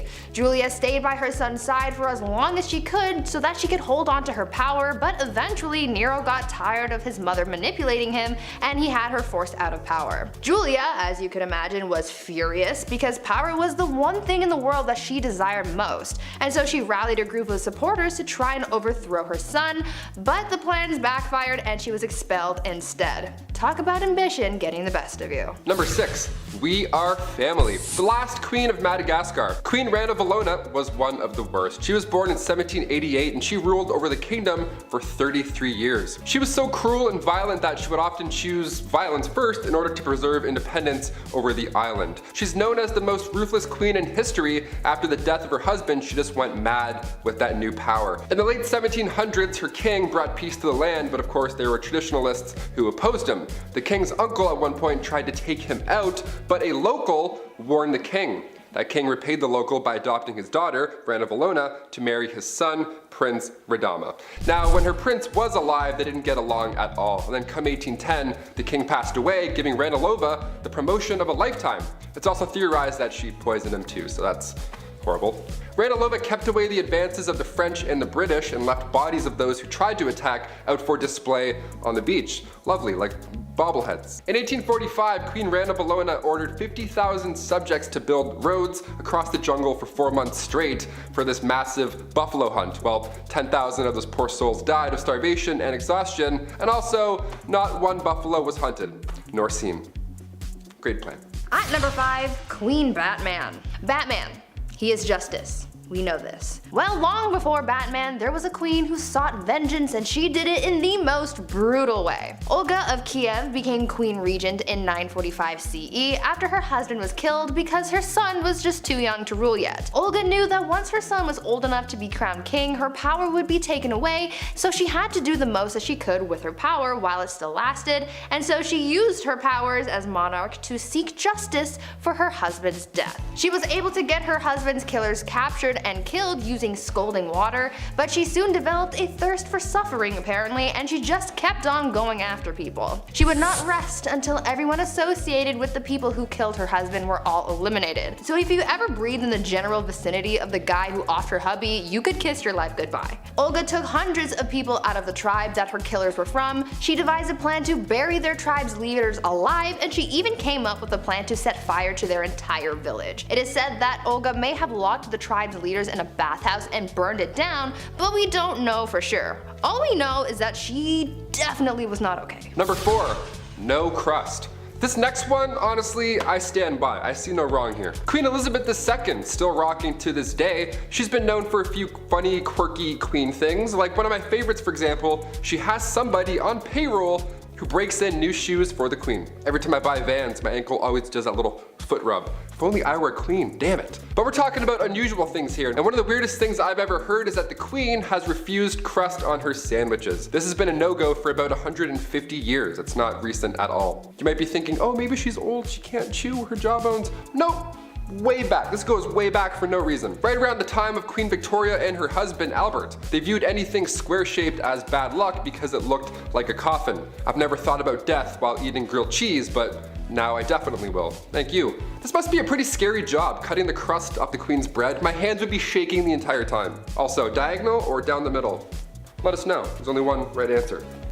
At number 3, Evil Empress. This next empress is pretty similar to Olga of Kiev, whom I talked about earlier. Empress Zetian also had a thirst for blood and suffering, but not towards people who have necessarily wronged her. You see, when she came into power, she was determined to keep that power by any means necessary, so she had all of her rivals killed. So anyone who could possibly overthrow her or come for her seat on the throne was eliminated. The empress ordered the execution of the previous empress, as well as members of her own family, including her own newborn daughter. She didn't want to risk anyone taking away her power, including her own offspring apparently. She didn't hold back on the methods of eliminating her rivals either. Yeah, sure, she could have just done a 1-2 stabby and called it a day, but that's no fun. Instead, she had people poisoned, strangled, mutilated, or even burned or boiled alive. Good soup. Eventually, she retired from her part-time job of sending people back to their maker and started spending more time with her lovers and getting addicted to aphrodisiacs. People weren't quick to forget about all that bloodshed though, and so to get back at her, they had all of her lovers killed and the empress was exiled. She got a little too greedy and karma came back with a vengeance. Number 2, Ice Palace. If you're a fan of the film Frozen, this next one is gonna get you jazzed right up. Anna Ivanova, the Empress of Russia from 1730 to 1740. Okay, so in celebration over their victory with the Ottoman Empire, Anna gave the order to build an ice house, this massive ice palace. Best place to cool down if you ask me. I'll leave. This ice palace was pretty impressive. If I was there, I would 100% lick the walls. Obviously, someone definitely did, you know that for a fact. 20 meters by 50 meters, and even more impressive, there were ice trees and ice birds sculpted inside. How magical is that? Anna arranged this marriage with a prince and one of her maids. Now they didn't know each other, they were forced to ride an elephant, and all the guests were dressed up like clowns. Yep, that's all valid, that's all accurate. You heard me. You may be thinking, wait a minute Taylor, an ice palace in Russia, was that maybe cold? Yeah, it was an absolute nightmare. Anna made the guests party all night, freezing cold, they all got sick, dressed like clowns. I went to an ice hotel in Quebec once, spoiler alert, it's cold and boring. There, I just saved you $70. You're welcome. And finally at number 1, gladiator games and chill. If you didn't ever have to go to work and you could just lounge around all day, what would you do with your time? Really, anything could be possible. You could be like the Bruno Mars Lazy song. Well, there's one empress from back in ancient Rome who occupied her time with the company of others. Apparently, Empress Valeria Messalina was famous for her exploits. Since she was empress and she had all this time and money and no one to tell her no, she took full advantage of that and bought a house, turned it into a brothel, and made that her side hustle. A lot like Littlefinger from Game of Thrones. Though she had a collection of women who worked there, she also was known to invite upper class ladies to participate in the nightly escapades as well. And don't think that Valeria did jump in as well. She was considered to be quite something in the sack. In the wise words of Ludacris and Little John, she was a lady in the streets but a freak in the bed. The Empress was known to be such a hardcore participant that she would win games where they would compete to sleep with the most men in one night. One time she won the round after being with 25 men. One night. She did the absolute most, but at least she was having fun. Number 10. Girl Troubles. Maria Eleonora of Brandenburg was a kind and loving mother, so long as you were a boy. Unfortunately for the royal mom, she had a great difficulty giving birth to a male heir. So when her daughter Christina was born, Maria proclaimed that she was given a dark and ugly daughter with black eyes. Eleonora often called her a monster. Oh yeah, and she did try to kill her on several occasions. Nothing says mental stability like blaming your daughter for being a daughter, and not more like a son, because the male-dominated patriarchy that is royal society has no effect on this, right? Number 9. Eyes on Irene. Irene was born into nobility and worked her way up the royal hierarchy. So why is Irene on this list? That's because she's probably the worst mother ever. When her son Constantine grew into adulthood, he made efforts to sideline his mother and challenge her position as a ruler. Irene, feeling some angry mom energy, retaliated in probably the worst way. In 797, Irene organized the capture of her son, and when he tried to escape, ordered that his eyes be gouged out.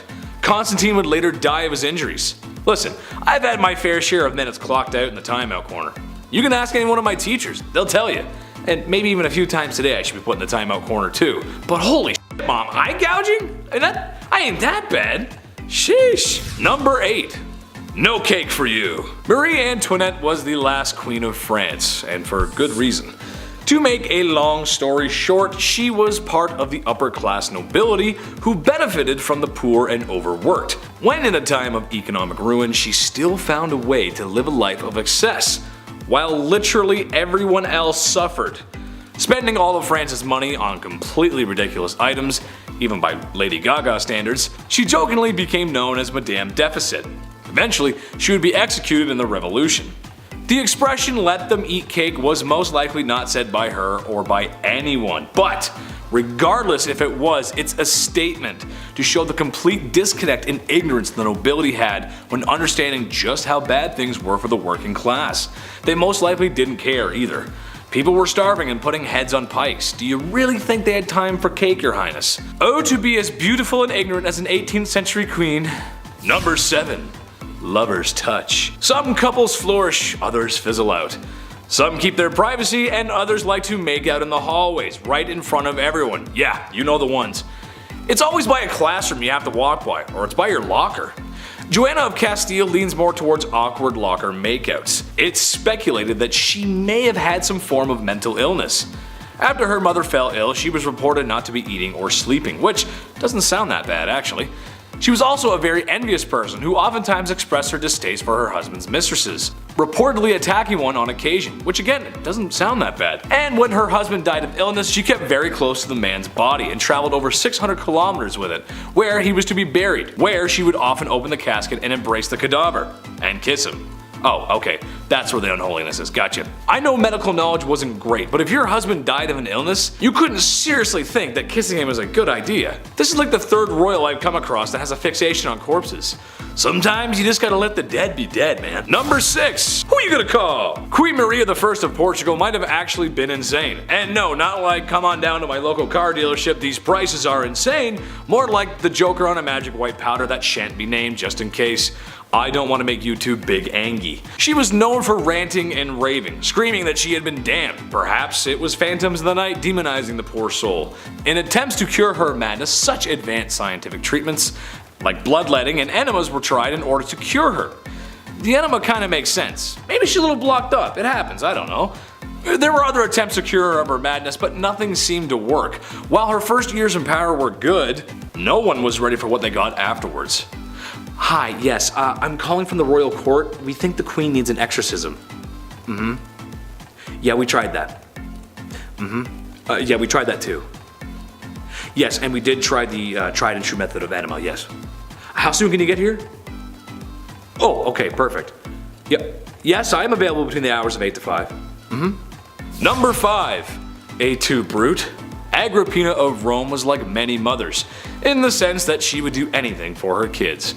I'm sure every mom at home watching would scheme and slaughter their way through Roman nobility in order for her son to become emperor, right? I mean, come on, it's for the family after all. She only did it a few times, and seized the wealth of nobles, which further solidified her powerful position. And her son, her beautiful baby boy Nero. How did the young lad return the favor of all this bloodthirst and treachery? Like mother, like son. Chose to fatally remove her of her power. What a nice family story right there. My mom usually just makes turkey with the stuffing, but maybe I can ask for the Roman throne this Christmas. Mom! Number 4. Revenge. Boudica was the wife of a man who had spent his time serving the Roman Empire. So when a deal was altered Darth Vader style by the Romans over what would happen to her husband's kingdom, she was pissed. Karen pissed. To be fair, she did have a point. They did unsavory and unholy things to her and her daughters. Plus, the Romans totally lied about not annexing their kingdom. Okay, so now it was time for some revenge. She gathered all the people she could and went on the attack. The Romans surprisingly did not fare that well. Boudica was having such good luck she decided to burn London down. Of course, no civilians were harmed in the process. I'm just kidding, a lot of people probably didn't do too well as humans can't live in fire. Sure, she was owed some revenge, but burning down a whole city? That's a lot. The Romans did eventually catch up, and she was forced to drink poison in order to avoid capture. She is remembered as somewhat of a hero to some. Number 3. Girl power. Tamar of Georgia was a woman who didn't take kindly to men questioning the rule of a woman.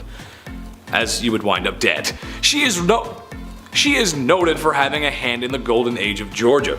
Funny enough, she was made a saint, even though she vanquished all the Orthodox clergymen at the time for also questioning her rule. Her husband aided in conquering more land, but when he couldn't keep it in his pants, she banished him and remarried.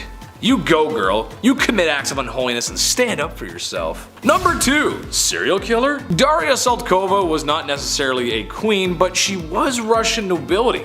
She had strong connections with the royal court and other Russian nobility. She was also very unholy. Now, maybe you can blame it on her being widowed. Maybe she's just crazy. But her actions were sadistic. She's noted for having severely tormented her serfs and would straight up just kill them, with numbers reaching at least 138. At first, complaints about family members disappearing after working for her royal nightmare were ignored. She was just too powerful and connected. Eventually, a petition was put together and shown to Catherine the Great, where it was decided Daria would be tried publicly. She spent 1 hour in a public space in Moscow where people scorned her for her crimes. She was then sentenced to prison where the rest of her days were spent. She is also at times compared to Elizabeth Bathory, who committed similar non-nightmare inducing crimes. Just kidding, they were an absolute nightmare. Number 1. Her Royalness Queen Elizabeth II. Queen Elizabeth II may be the modern Queen of England, but that does not make her free of controversy and unholiness. If you are to believe in conspiracy theories, then perhaps old Blighty had a hand in a few things that to a normal person would be considered immoral. The death of Princess Diana immediately comes to mind, as there is some evidence to suggest the family is behind it, and her being the queen and all, it's easy to make the connection. But perhaps the most unholy crime ever committed, apparently the queen likes her sandwiches with the crust cut off. Imagine all the extra time needed to trim the crust off every sandwich. I want to talk to HR just thinking about all the extra work. But maybe you can cut the crust off of mine? Don't tell anyone though. Okay, thanks. Number 10. Irene of Athens. First off, it's safe to say that all these people were a little spoiled. Like the royal family times 1,000. When you're named after cities, you were like rich. Irene of Athens was Byzantine's empress to Emperor Leo IV and co-ruler from 792 until 797, mother to son Constantine VI, and sole ruler of the Eastern Roman Empire. Yeah, that's quite a resume, Irene. The quote, untimely death, okay, of her husband caused the throne to fall to her. Interesting. Although when Irene's son Constantine was a teen, several revolts tried to make him sole ruler. Mom caught on in 797, and Irene gouged out both of her son's eyes and imprisoned him, dying shortly after. Talk about grounded, dude. Mom's in that unconditional love, huh? A revolt years later overthrew Irene and exiled her to a remote island where Irene died months later. History's dark, huh? She's like, I'm gonna count to 3, and then I'm gonna rip out your eyes. 1, 2... Number 9, Valeria Messalina. Turning the clocks back to 17, you know, the year 17, just 17 AD, a classic. That in 2016, solid years. Metaphorically and literally, ancient Romans paved the way for following civilizations. They achieved some groundbreaking stuff in their time, but the empress of the Romans at that time, from 17 AD to 48 AD, Valeria Messalina, well, she was too focused on a more lavish business rather than ruling over armies at that time. Many accounts in history can confirm this. Pliny the Elder wrote about it as well, so you know it's the real deal. Valeria, she owned a big, fancy house where ladies of the evening would come and go. She made a lot of money. This is where the finest ladies who weren't even involved in that kind of lifestyle or that kind of business, this is where they changed their minds. Know what I mean? It was a big deal. She was changing the game. Because of Valeria and the operation she was running, sometimes Valeria herself would participate in these games. Yeah, contests, if I may, to see who could tango with the most people in one night. Yeah, Valeria hit 25 in one night, so yeah, I'd say she ruined a few parties, for sure. I mean, her husband, Emperor Claudius, would at least agree, no? Number 8, Catherine de Medici. Catherine de Medici was an Italian noblewoman born into a famous family. She was Queen of France from 1547 to 1559 with marriage to King Henry II, and mother of 4 future French kings, Francis II, Charles IX, Henry III. The years during which all her sons reigned have been called the Age of Catherine de Medici, as she has extensive influence in politics in France at the time. Yeah, I'd say so. I mean, she raised those boys. She was like the secret hand making all the decisions, but she was cool and subtle. She's basically the Kris Jenner of her time. She married Henry, second son of King Francis, and after the king took part in some friendly jousting, he was smashed in the face and the splinters took his life days later. Ouch. Catherine then and her frail 15-year-old son were king and queen. When he died, she took power again till her 10-year-old son was ready. After that, he died, same thing for the third son. The age expectancy was abysmal back then. She ruled with her youngest until her illness in her late 40s.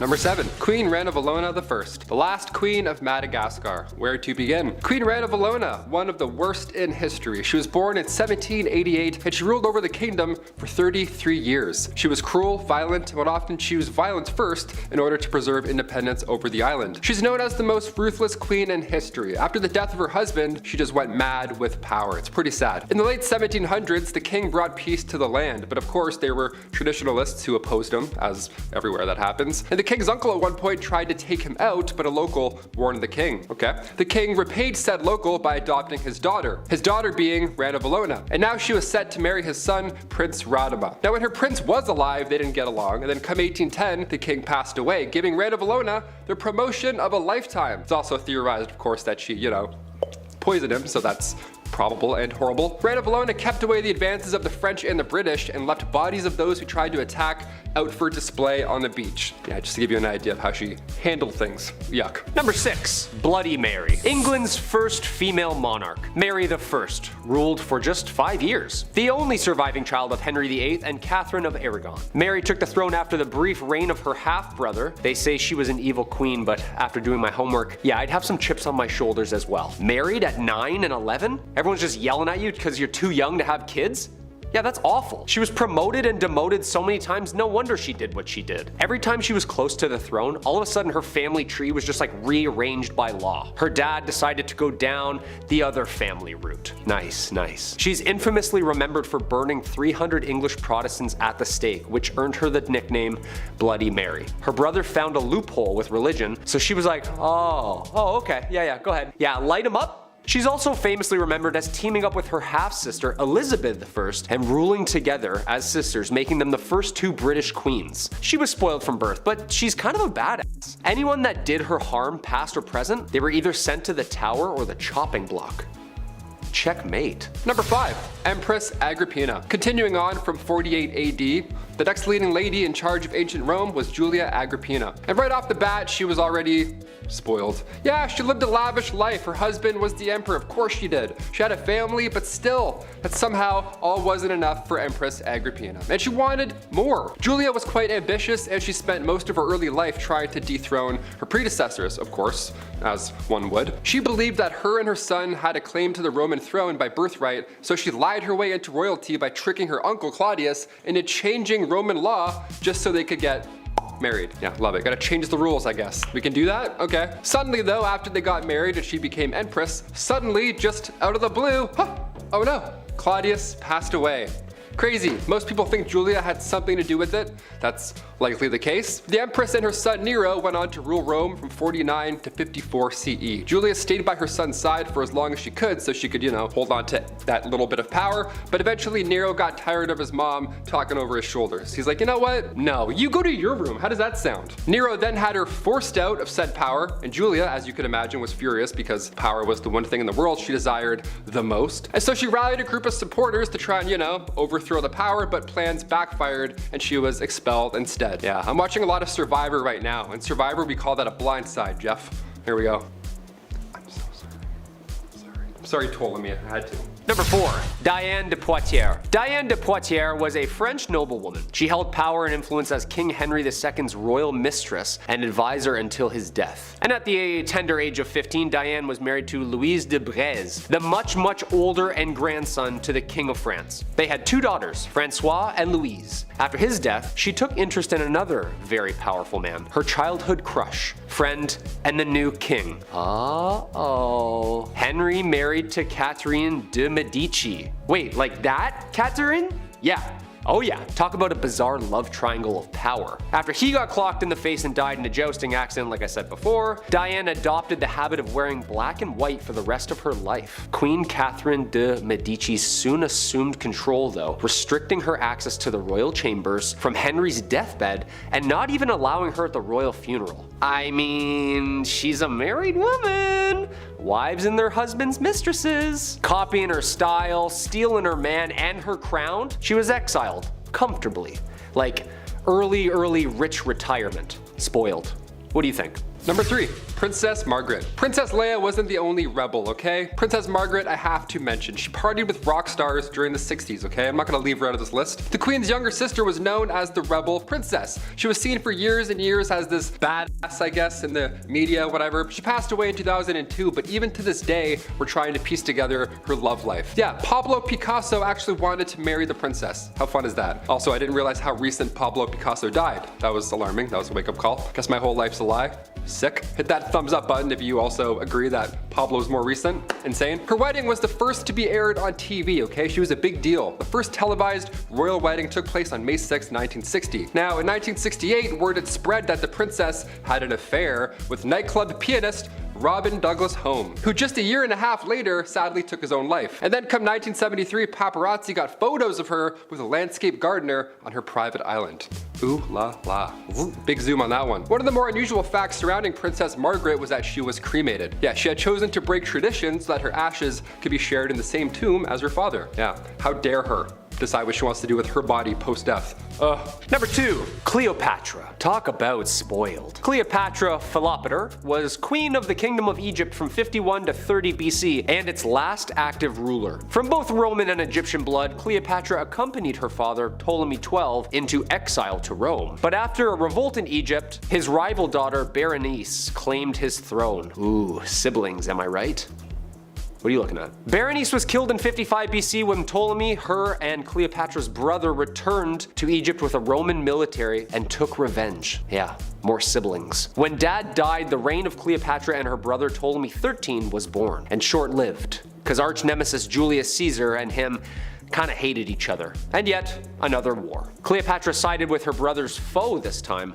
Yeah, lots of switching sides back and forth, huh? Not a lot of loyalty in these families. I don't know. Eventually she cheated on him with Mark Antony, resulting in yet another war. After Antony was defeated, it led her love to take his own life out of shame and guilt. When Cleopatra found out about this, she poisoned herself following him into the afterlife. Yeah, that's loyalty. That's true love. The OG Romeo and Juliet. Also, Shakespeare does a wonderful show around the affairs and power of these two. Eternity was in our lips and in our eyes. Antony, Act 1, Scene 1. That's beautiful. It's beautiful. Lovely. And number 1, Clara Ward. Back in the late 1800s, the name Clara Ward would stir up quite the conversation. She was famous, but you know, for all the wrong reasons, of course. All it took was her bumping into a European royal. That's it, the rest is history. Since birth though, Clara was born into money. She didn't even need a royal husband in the first place, okay? She was born into a wealthy industrialist family. But she would sometimes visit the family mills, you know, make it look good, shake some hands, get some photos. Hey, yeah, nice button, awesome, see you later. She's involved, you know, she's part of the team. But then she crossed paths with the Prince of Caraman, Capone. He was there for trade, but when he left, he brought back with him said wife. People were freaking out at this point. A royal married a common American girl? This is unheard of. She was the talk of every town. See, unlike Meghan Markle, Clara loved to show off her newfound wealth. Some loved her in her image, others not so much. The marriage only lasted 6 years. Clara eloped with a Hungarian musician, and after her divorce, she turned to modeling. So yeah, it seems like she was in it for one reason. I don't know. I feel like she enjoyed the clout, just a little bit, right? Just a bit. Number 10, Boudica. She was very tall, the glance of her eye most fierce, her voice harsh. A great mass of the reddest hair fell down to her hips. Her appearance was terrifying. Sounds awesome to me.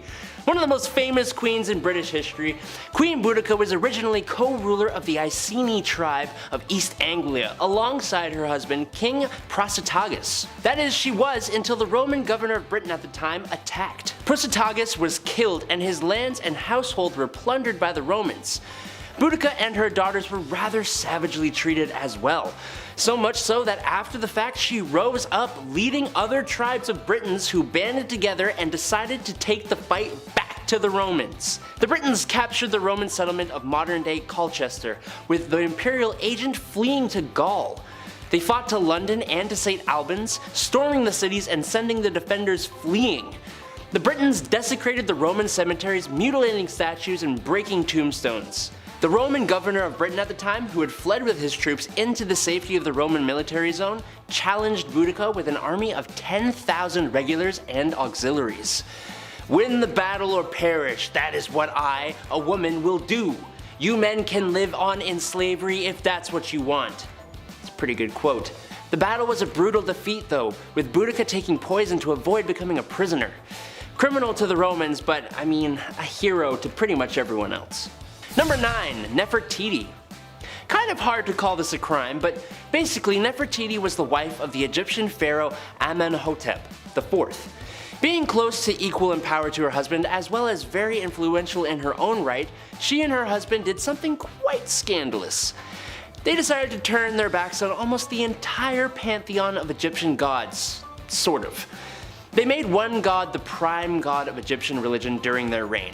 That would be the god of the sun, Aten. They moved the capital of Egypt to a new location, which they named after Aten, and they even both changed their names.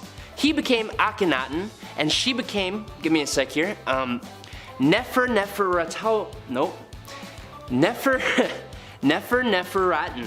Nefertiti. There's like a hyphen in there, I don't know. Both of those names, as you may have noticed, have the name Aten in them. Nobody liked this change and it was quickly reverted after they were no longer in power. Sure was scandalous though. Number 8, Anne Boleyn. Honestly, for most of the wives of Henry VIII, it's a little hard to, well, 1, pick one, but also 2, really know if any of the things they were accused of actually happened or if they were just easy excuses. But nonetheless, here we are, and since we haven't talked about any before, why not start with the second one, who was pretty much the catalyst for Henry VIII and England breaking away from the Roman Catholic Church and forming a whole new church, resulting in the deaths of an eventual thousands of people. You see, divorce is strictly prohibited in the Roman Catholic Church, so when Henry met Anne, his wife Catherine, who had not produced him a son to carry his name, just kinda had to go, prompting the whole damn Reformation. Was it worth it? No, because the marriage lasted 3 years before she was charged with infidelity and incest, and lost her head. I kind of feel bad for anyone associated with King Henry VIII though. Number 7, Queen Dida. Queen Dida of Kashmir was quite an ambitious queen mother. Dida seized complete administrative control during her husband's reign, ultimately becoming queen regent for her son and grandsons. That ain't enough for Miss Dida here. Mere advisory for her? No sir, she despised being just an advisor, and well, she disposed of all 3 of her grandsons using medieval forms of witchcraft and torture. Yikes. How dare they make Gma their advisor? Queen Dida got what she wanted at least, as she then reigned as monarch for 23 years, being in some form of power for nearly the whole of Kashmir's 10th century. And while she may have been more than a little brutal, she was honestly one of the best and strongest rulers Kashmir has ever had. Number 6. Queen Nandi. Queen Nandi of the Zulu Empire has a story that literally sounds like it's straight out of a movie. Before the Zulu Empire ever came to become a thing at all, Nandi was impregnated by a Zulu chief in the 1700s, giving birth to a son they named Shaka. But being the 3rd wife of the chief, she and her son were often ridiculed and shamed by other chieftains. Despite all that, Nandi raised Shaka to be an extremely fierce warrior. Shaka grew up to become the Zulu chief in 1815, and Nandi became the queen mother alongside him, known in English as the Great She-Elephant. She, alongside her son, wreaked havoc on those who had mistreated her and Shaka. But since Shaka remained unmarried, it was Nandi who, funnily enough, remained the power behind the throne of the Zulu Empire throughout her lifetime. She is the reason the empire ever existed in the first place, and if any of what she did was a crime, I kinda get it. Number 5. Julia Agrippina, Nero maker. Yes, making Nero should be considered a crime. But honestly, Julia Agrippina of Rome did quite a bit more than just that, and I can see where Nero got it all from. You see, Agrippina wanted to be in power, and when her uncle, Emperor Claudius, separated from his wife due to a scandal, Agrippina saw an opportunity, no matter how messed up it seems to both us and the people of the time. Agrippina seduced her uncle, became his 4th wife, and by extension, became the empress. But it doesn't stop there. She manipulated her uncle husband into making her son Nero heir to the throne, and set up a marriage between Nero and her daughter-in-law Octavia. It's even rumored that she poisoned the food that ended her husband's life, allowing Nero to rise to power, which really bit her in the butt when Nero had her assassinated. What is this crazy family? Good God. Number 4. Queen Theodora. Queen Theodora was scandalous before she even became queen. She was involved in theater from a young age, and one of her most well-known character portrayals involved her stripping down to next to nothingness. But her acting career slowed right down when she met and married Justinian I, who was the heir to the throne of the Byzantine Empire. The 2 of them were as thick as thieves and ruled together, but that doesn't mean she didn't have a knack for dispatching of those who threatened her position. She was scandalous, but she did way more good than she did bad.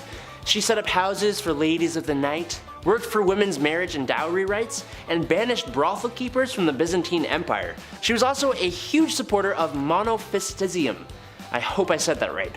She's even considered a saint in the Eastern Orthodox Church of the modern day. Killing it, Theo. That's kind of a bad joke, actually. Number 3. The Great She-Wolf of France. Queen Isabella of France started off her queen life married to Edward II of England, who preferred the company of men to his own wife. This is obviously a precarious and possibly extremely frustrating situation to find oneself in, but she kept it bottled up and even gave birth to a son, Edward III. Until it all came to a head when her husband found a new favorite. She visited France and had an affair with Lord Roger Mortimer, an exile from England. But the better twist came when Isabella, alongside Mortimer and a mercenary army, invaded England, took the throne, and she became queen regent for her son Edward III until he came into power. She also was probably responsible for the dispatching of her husband Edward II while he was captured. Eventually her son would come into power, and she was imprisoned for 2 years before being allowed to live a quieter life in retirement. Number 2. Queen Fredegund. I was constantly double-taking almost the entire time I was reading about this woman. She was crazy ruthless, and all seemingly for the betterment of both her bloodline and the Merovingian kingdom. She became queen in the 5th century, marrying King Chilperic, and organizing the death of Queen Galswintha and sending Queen Odovera to a convent. When Brunhild, a big enemy for the king, and sister of the late queen, swore vengeance on them, Fredegund brutally destroyed Brunhild's husband and sisters, destroying them as in that kind of thing. The queen also made sure that all of the other heirs to the throne stopped breathing, making it a sure thing that her bloodline would occupy the Merovingian throne. Her son, Clotaire II, was only a baby when the king met his end in 587, so, of course, this ambitious queen rose up to power, fighting battles, quelling rebellions, and ensuring the smooth running of the Merovingian kingdom in her role as queen regent. She met her end in 597, 10 years after her husband, but Clotaire II continued in his mom's footsteps, having Brunhild and all her descendants removed from existence, resulting in 20 years of peace. So it's good. Number 1. Cleopatra. A list of scandalous queens would not be complete without one of the most well-known and famous rulers in history. Cleopatra VII Philopator was the last pharaoh Egypt ever had, reigning from 51 to 30 BC. Her life was full of scandal. When she first came into power, she was co-ruler with her husband and brother, Ptolemy XIII. But that didn't last very long, as the two did not see eye to eye, and it started a huge civil war in the country. At the same time, a conflict from Rome made its way to Egypt as well, resulting in Julius Caesar allegedly being seduced by Cleopatra and helping her end her brother's life. And again, being co-ruler with another of her brothers, also named Ptolemy, and ending the life of one of her sisters. She was also having an affair with Caesar and even produced a son with him, who became co-ruler with her after Caesar's death and after her other brother was seemingly assassinated. I'm so glad I was not a part of these families. Just death and betrayal everywhere.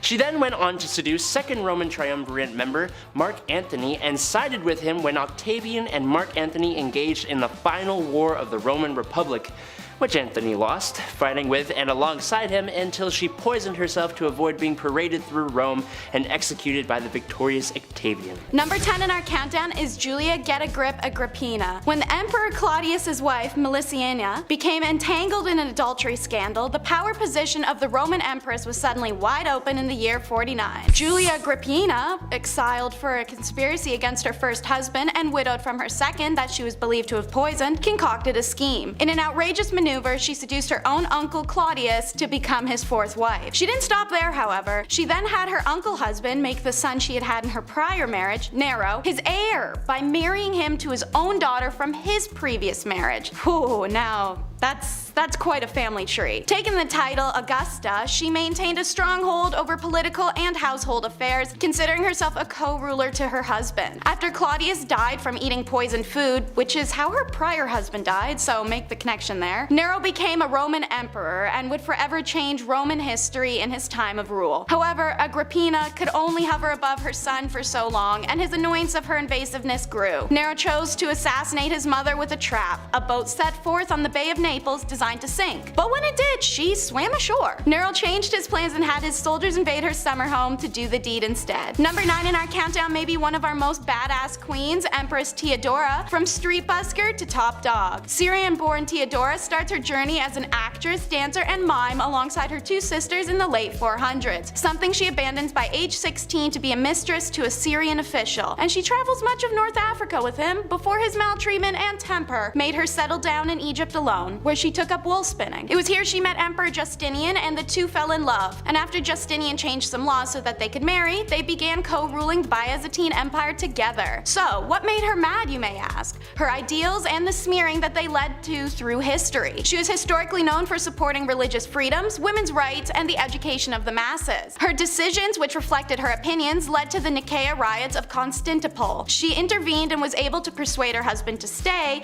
The two successfully quelled the revolt, and in turn, she made Constantinople one of the most sophisticated cities in the world and promoted women's equity. Theodora's name appears in almost all the legislation passed during the period, and she received foreign envoys and correspondence with foreign rulers. Her husband died in 1526 227 AD, and Theodora took sole control of the Roman Empire. Under her reign, bridges, aqueducts, and churches were built. Theodora died of cancer on June 28, 548 AD. She and Justinian are both considered saints by the Eastern Orthodox Church. The She-Wolf of France is in number 8 of our countdown. Her actual name is Queen Isabella of England, and she was famously married to the closeted Edward II. Acting as a beard to someone who doesn't love you would be hard enough, but the two did also have to produce heirs together. One would be the future King Edward III. Queen Isabella was in a desolate and lonely situation, especially as her husband's two male suitors, Piers Gaveston, who he gifted her jewels to, and Hugh Despenser, who was a wildly hated extortionist, were always his preferred company. So she rounded up some spiteful nobles, first killing Gaveston by beheading, and then driving Despenser from the country and redistributing his wealth. King Edward unsurprisingly was upset and sieged against those who had contributed to the death and exile of his lovers, all whilst his wife took cover in the Tower of London. It's here she met exiled British traitor Lord Roger Mortimer and started her own affair. She had him broken out and sent to France, where she later joined him and with her son, and then sent Edward a letter that essentially said, "Suck it." The anger at having been cast aside turned into burning desire for vengeance as Isabella invaded England with her new husband and army and usurped the throne, where she and Mortimer then ruled until her son came of age and had her dethroned for her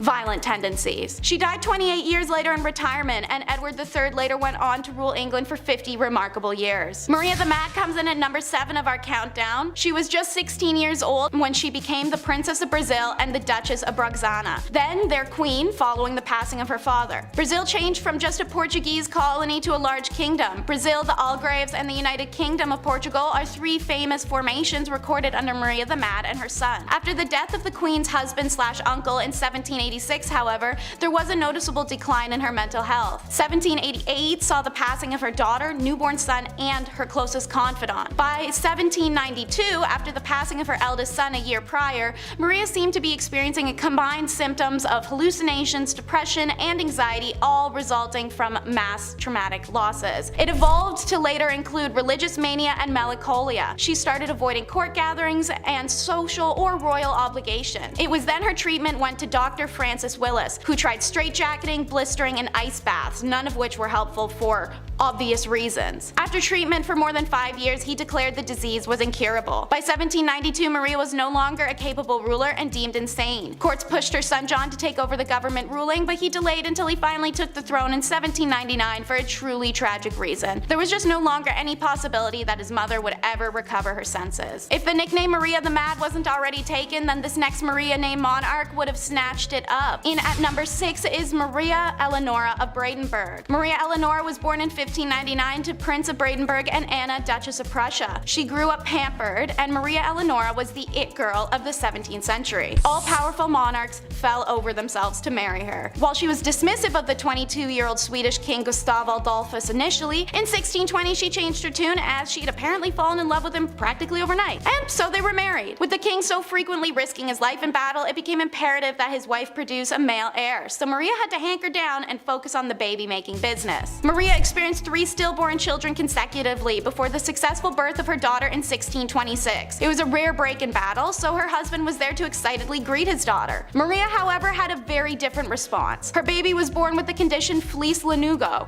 a condition where hair covers the body of a newborn. Her infant was enveloped from its head to its knees, leaving only its face, arms, and lower legs visible. Maria was horrified, claiming to have birthed a demon, and rejected her daughter for the decade to come, even after losing her husband in 1632 Battle of Lutzen. And while everyone mourns their own way, it's easy to say Maria really took it up a notch. She forced their daughter to sleep in blacked out rooms and reportedly hung King Gustav's heart in a golden casket on the ceiling above the bed, making the girl sleep directly under her father's blessed remains. In 1633, Maria Eleonora returned to Sweden with her beloved's embalmed body. She refused to bury Gustav for more than a year, reportedly embracing and caressing the decomposing king. Maria's story continues to become more demented with time, and her daughter grows to become her caretaker, especially when troublesome Maria runs away to Denmark permanently and her daughter's left to become the queen and pay her mom's allowance to Danish royals. Awkward. Number 5 may have not gone mad, but it was her favorite emotion, Empress Anna of Russia. She is remembered as a horrible and spiteful child with a cruelty streak. Young Anna was reported to be mannerless and vulgar. So when her father, who experienced a stroke shortly after her birth that left him handicapped, passed away, her very traditional mother attempted to raise her in classic elements of strict religious contagious femininity, so she may be a quiet and obedient woman. Anna had other plans. She hunted animals, kept guns and swords, and terrorized other children as well as the commoners. This behavior was all a massive red flag for some of the crazy things she'd do later in life when granted power and the means. Anna's only husband ever was Frederick Williams, who at their reception indulged a little too heavy on alcohol and gave him a hangover so wicked that 3 days later he just died. In 1730, her uncle Peter the Great passed. The Privy Council turned her into the Empress of all of Russia since she was widowed and childless, which was assumed to cause less trouble. The joke's on them because she turned around and immediately abolished the Supreme Privy Council and re-established the autocracy. Now, she had the sole power, and while she made some serious political waves, Anna also made some strange choices. She has a serious vendetta with Peter the Great's daughter Elizabeth, her cousin. Elizabeth was a better looking, younger, and also a rival for her throne. So she ruined her life. No nobleman could marry Elizabeth. If Elizabeth chose a commoner, the Empress would strip her of her titles and her claim to the throne. When Anna found out about Elizabeth's side piece, the unhinged Empress ordered her men to cut out his tongue and exiled him to Serbia. Anna even woke up one morning and decided to force Prince Mikhail to marry her lower-class older maid as a joke. After the ceremony wrapped up, Anna placed the prince, Mikhail, and the maid in a cage, dressed them as clowns, and paraded them on top of an elephant to an ice palace she had constructed for their honeymoon. In the extreme cold of Russia, she reportedly advised them to get to doing the dirty with each other if they wanted to keep their bodies warm enough to stay alive. Maria Eleonora wasn't the only queen who couldn't give up on a dead relationship, pun intended. Number 4 is Joanna of Castile. Never meant to be a princess, let alone a queen, Joanna earned her title and nickname Joanna la Loca through unfortunate means.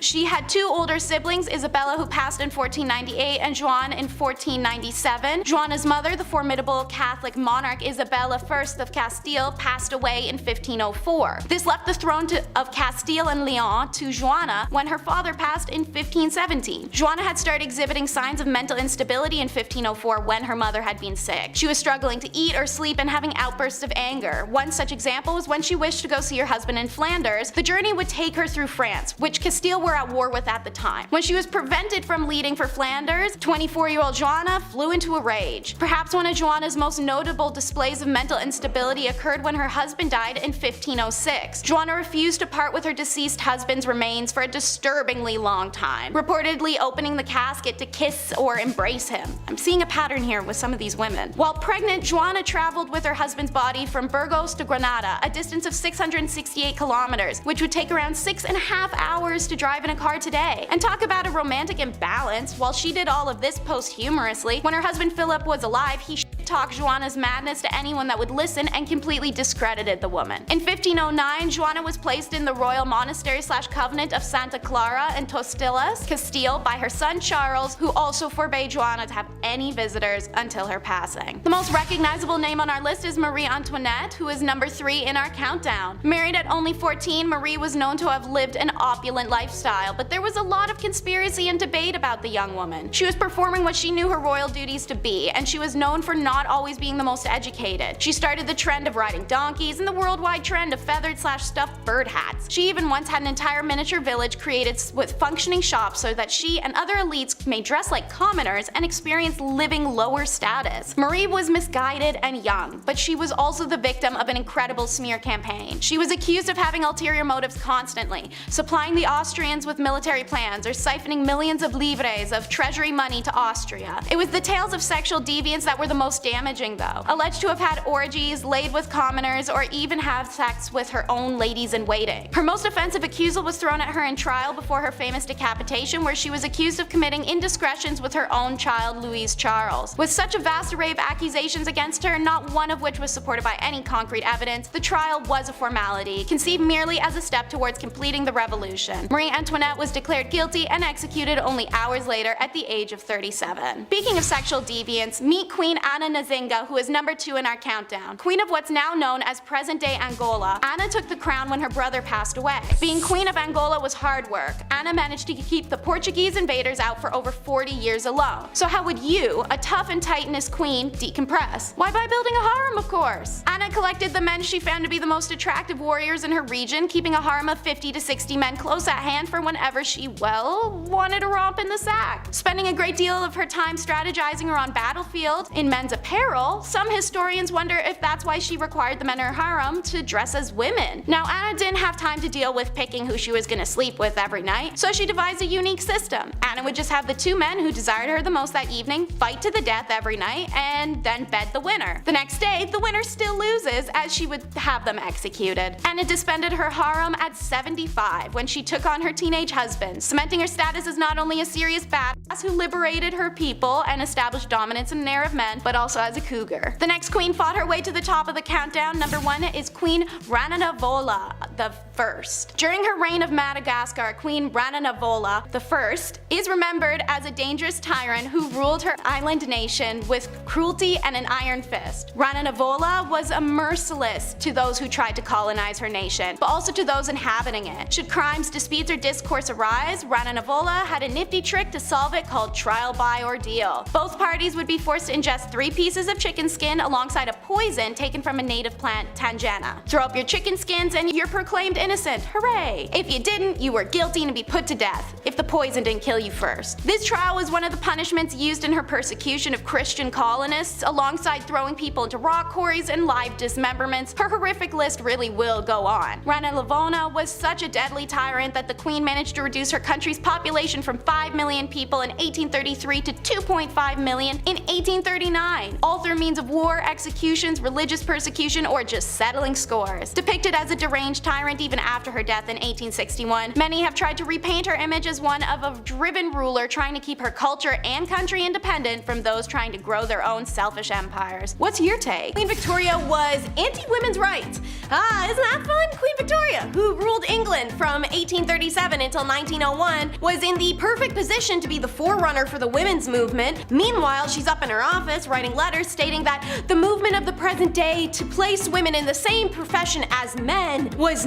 mad and utterly demoralizing. She stated a woman's place was in the home and also condemned the idea of a woman becoming doctors or any career. In a letter written by Victoria to her uncle Leopold, King of the Belgians, she wrote that her husband Albert grows daily fonder of politics and business and is wonderfully fit for both, and I grow daily to dislike them both more and more. We women are not made for governing, and if we are good women, we must dislike these masculine occupations. Y'all, the Queen wrote that! In 1850, the Queen was faced with the Women's Franchise Bill passing in Parliament and began a very lengthy correspondence with Prime Minister William Gladstone, letting him know about her strong aversion to these so-called erroneous rights of women, and that she felt so strongly upon this dangerous, unchristian, and natural cry and movement of women's rights that she is most anxious that Mr. Gladstone and others should take some steps to check this alarming danger. Let woman be what God intended, a helpmate for man, but with totally different duties and vocations. Yeah, it didn't age well. And if you're doubting me, let's take a look at this petty beef. Queen Victoria was not for the girlies. She was a bitter and jealous B-word a lot of the time and over many different things. One was Lady Flora Hastings, lady-in-waiting, but also very close friend to Victoria's mother, who in 1839 presented herself to the Queen's dock with abdominal pain and a severe gut swelling. Lady Flora had been part of the royal household during Victoria's upbringing when the young heir to the throne was subjected to a strict system of rules and regulations that left her isolated and unhappy. The Queen still harbored that grudge against Flora because of her association with this bleak time and also her mother, who Victoria had serious mommy issues for. Anyways, Flora was unmarried, so the immediate visual symptoms led to an assumption she was preggers, out of wedlock. Demon-ass Victoria revels in this opportunity, and she has former governess Baroness Lezen obligingly spread the rumor that Flora is pregnant. Since Victoria suspected the father was a much-hated guardian from her childhood, Sir John Conrad, she threw that into boot. Hastings is publicly humiliated, forced to protest her innocence, and undergo a gynecological examination, which proved in fact she was not pregnant. Her swollen stomach was due to advanced liver cancer, and she died a couple weeks after. Conroy and others spearheaded a press campaign to slam the Queen and her fellow conspirators for smearing and defaming the Lady Flora. It dented the young Queen's popularity, and at Flora's funeral 2 months later, the people quite literally dented her carriage when they stoned it. A lot of hypocrisy, especially from a woman of many lovers, one of whom was very obviously John Brown's scandal. The worst day of Queen Victoria's life, the day her husband Albert died. The second worst day of Victoria's life, when her loyal servant John Brown died. John Brown served as the Queen's constant companion, and he pledged to be with her always. After After the death of Albert, Victoria relied on her devoted manservant from Scotland for everything. Victoria's children referred to him as Mama's lover, naturally due to the fact they slept in adjoining rooms. Heated gossip naturally made its way around why Brown's shocking informal manner with the Queen and his high-handed rude ways with other royals seemed to suggest his closeness with Victoria, in the words of one contemporary insider, was contrary to etiquette and even decency. Speculation that the two secretly wed came out when the Queen's chaplain claimed on his deathbed that he performed the ceremony. There was also talk of 3 additional hidden children. Premarital relations between John Brown and Victoria, or possible marriage, it's never been proven. However, when Victoria died, she requested a photo of him be placed in her coffin, along with a lock of his hair, some of his letters, and his mother's wedding ring he had gifted her. When Victoria died, her son Edward had any statuary destroyed or removed that talked of Brown. He also had 300 letters of his mother's burned. The British monarchy has been known to be better than the KGB at covering up its scandals and destroying evidence, and Abdul Karim is a great example. The portrayal of Karim in Western biographies is that of a rogue who manipulated the Queen for wealth. Naturally, that's the classic British racism that brought us colonialism. Abdul was only 24 when he arrived in England, but Queen Victoria was smitten by the young man's intelligence, charm, and seriously hardcore work ethic, and admittedly his height. Victoria upped his status by making Abdul her teacher in the language of Urdu. In return, he introduced her to curry, Urdu writing, and even hookah. That's right, they were hotboxing castles, guys. The court was meanwhile repulsed. Abdul was Muslim and supposed to be a servant, and yet he was closer to the Queen than anyone else in her immediate circle. 4 decades his senior, Victoria brought Abdul with her on all her trips and treated him as a close companion. While a romantic relationship is insanely unlikely, the Queen was signing her letters as dearest mother to Karim. The two surely had a special bond. The English courtiers hated him, and Victoria chose to ignore that snobbish and racist behavior by forbidding it. Naturally, it doesn't make it go away, but it means it didn't happen in her presence. In her final wishes, she was quite explicit. Karim would be one of the principal mourners at her funeral, an honor afforded to the monarch's closest friends and family. Victoria could not control what happened to the Monarchy from beyond the grave, but she did everything in her power to mitigate the treatment she presumed that the family would inflict. Queen's fear is justified. Upon her death, Victoria's children worked swiftly to evict her mother's favorite advisor. Edward sent guards to the cottage Karim shared with his wife, seized all the letters from the Queen, and burnt them on the spot. They instructed Karim to return to India immediately, without any fanfare or farewell, and Victoria's daughter Beatrice erased all reference to Karim in the Queen's journals. An effing commitment given Victoria's decade-plus relationship with them. The royal family's eradication of Karim was so thorough, a full 100 years would pass before an eagle-eyed journalist noticed a strange clue left in Victoria's summer home on a tour. Her consequential investigation led to the discovery of Victoria's relationship, the worldwide attention of it, the novel, the movie, and the finding of his heirs. Meanwhile, when the Queen didn't like you, it was back to the usual political agitation and request denied. In 1822,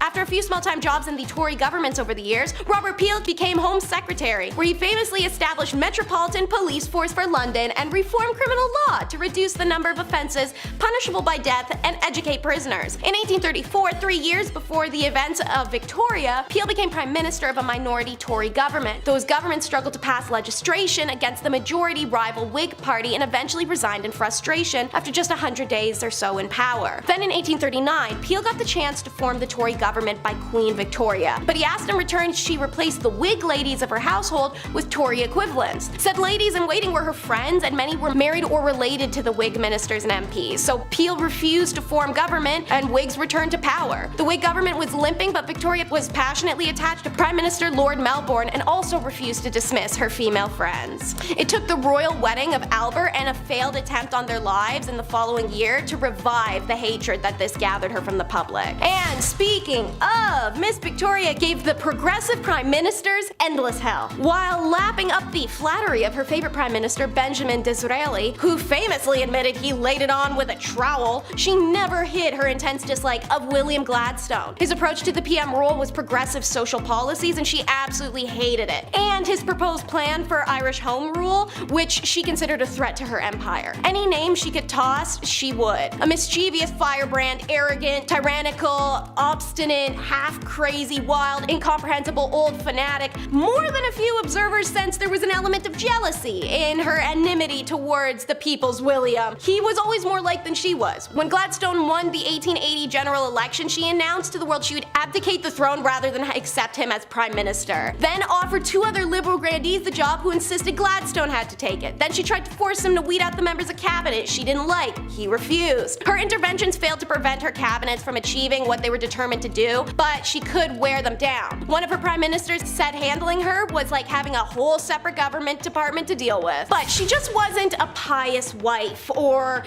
an eccentric widow. Queen Elizabeth was also a bad mama. Let's get it straight in clean-cut, open, honest terms. Victoria did not like children, but she loved the act of making them, especially with Albert. Unfortunately, she was wildly fertile, so you want one of those things. In those days, you got the other thing. She definitely seemed to be one of the women who lacked inherent biological maternal instinct. That's never a flaw, ladies. You aren't broken, just so you know. Because intercourse during pregnancy was believed to harm babies back then, it meant for the better part of a year she'd be banned from intercourse or even cuddling with Albert, the two things she wanted more than kids. It's honestly quite fair from her position that she resented her children between being deprived of her husband, not wanting children in the first place, and lacking a maternal drive. Victoria, we should remember, didn't also have much of an experience of a family life, and she was raised under isolated conditions. Victoria in many respects was an awful mother as a result. She couldn't help but view her 9 children as functional extensions of herself, expecting unquestioning obedience, and was bullying them about their failings. When Bertie, the future Edward IV, rebelled against the rigid system his parents devised for him, she called him backwards and lazy. And when Victoria, who had decided Beatrice would be the unmarried companion of her old age and forbade mentions of weddings in her presence, learned her daughter was secretly engaged, she was so angry she refused to speak to her for 6 months. She only relented when Beatrice agreed to live with her after they were married. This ain't just some fun and games, this is the Baccarat scandal. Queen Victoria's son, the future King Edward IV, was a notorious playboy and hedonist. His passions included eating, banging, and gambling, with the latter landing him in very hot water in 1891. It starts with a game of Baccarat during a party at the country home of a shipping millionaire. One of the players was Sir William Gordon Cumming, another infamous playboy who was once described as possibly the most handsome man in London, but certainly the rudest. Gordon Cumming was alleged to have cheated during the Baccarat game, an accusation he angrily denied. So as tawdy British gents, they have a tea and a chat and come up with an agreement that all players would say nothing of this grave offense if Gordon Cumming signed a declaration promising to never play cards again as long as I live.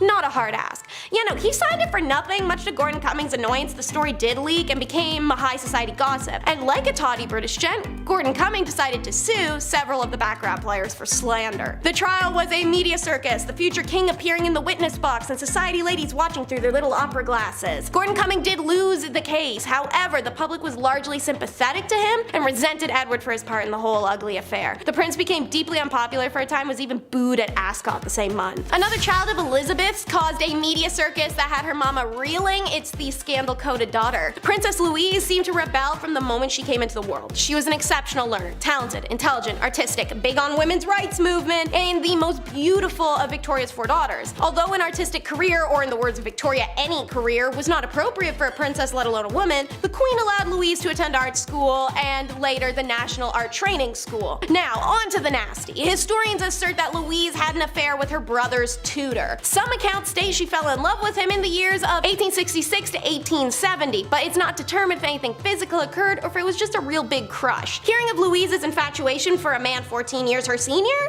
the queen quickly dismissed him. Louise, after a couple years, had an affair with the tutor, Walter Sterling, and she purportedly gave birth to his child. As soon as Louise gave birth, the queen arranged for the boy's adoption by the royal gynecologist, Frederick Locock. There's no documentation to uphold it. Why would they keep that? They're trying to hide it. Louise served as an unofficial secretary for her mother from 1966 to 1871 and worked closely with the queen's assistant, private secretary, Arthur Big. Rumor has it that these two had an affair, yet the most scandalous rumor about Louise surfaced at the death of the famed sculptor Joseph Edgar Bohm. Tales spread of him dying in her arms as they made love. In 1890, Louise married a dashing John Campbell. They did have an unhappy marriage, no children, and grew apart. At this point, Louise became romantically linked to Edward Lutyens, Colonel William Prober, and an unnamed musician master, pissing off her mom all along the way. And because her children weren't causing Victoria enough problems, then came the Cleveland Street scandal. One of the most sordid scandals connected with the royals unfolded in 1889 when a post officer messenger was investigated on suspicion of theft because he was discovered to be in the possession of 14 shillings he could not have earned doing that job. The troubled youth is pressured to admit he had earned it in a male brothel. Big bit of a big info drop, seeing as homosexuality was super illegal back then. The son of Albert Edward is named Albert Eddie Victor and was second in line to the throne of England at the time. At 21 years of age, he attended Trinity College, where he made friends with Oscar Browning, a man known to favor attractive male undergraduates, and was also connected to said male brothel the police just found out about. When the police uncovered then questioned those working in the brothel, apparently some names came out. Eddie. His father intervened in the investigation, and no evidence against Eddie could be found or proven. That and the Cleveland Street investigation led to some working boys being given suspiciously light sentences. So there's press speculation that the indescribably loathsome scandal was being swept under the carpet to protect some high-ranking visitors to the house. One VIP linked with the brothel was Lord Henry Arthur Somerset, the head of the stables. The next year, Eddie became ill with what may have been venereal disease. Doctors in attendance referred to it as fever, and rumors spread of Eddie's intimate relations with a chorus girl of the Gaiety Theater, Lydia Manton, and later chorus girl Maud Richardson. The royal family reportedly paid off Maud for her silence. Shortly after, Eddie proposed to Mary of Teck, and she accepted, to great relief of the royal family. But the wedding never happens. He succumbs to influenza pandemic in 1889 to 92, and he developed pneumonia and died very shortly after his 28th birthday. And our first irrational nut coming in at number 10 is the animal. It's never a good sign when a mother's dying words are, "Somebody bring me a sword and cut me open to see how this animal came out of me." Also, never good that she's dying because of her son. But when it came to the Liu-Song dynasty, they love two things: killing their own family and killing everyone else's family. So it starts with how this kid, Qian Fei, is a prisoner to his uncle as a child, and a bunch of real creepy, uncool grooming stuff happens. So his dad kills his uncle to set Qian Fei free. You think he'd be grateful, but Qian Fei showed his gratitude when he became emperor at the age of 15, and his first move was to make all of his dad's portraits have cartoonishly large noses. Oh, and he did get rid of every law his father had ever made, all at once, and immediately, so it threw the country into a literal effing purge. While that's going on, Qian proceeds to start picking off family and staff members in an exceedingly violent manner.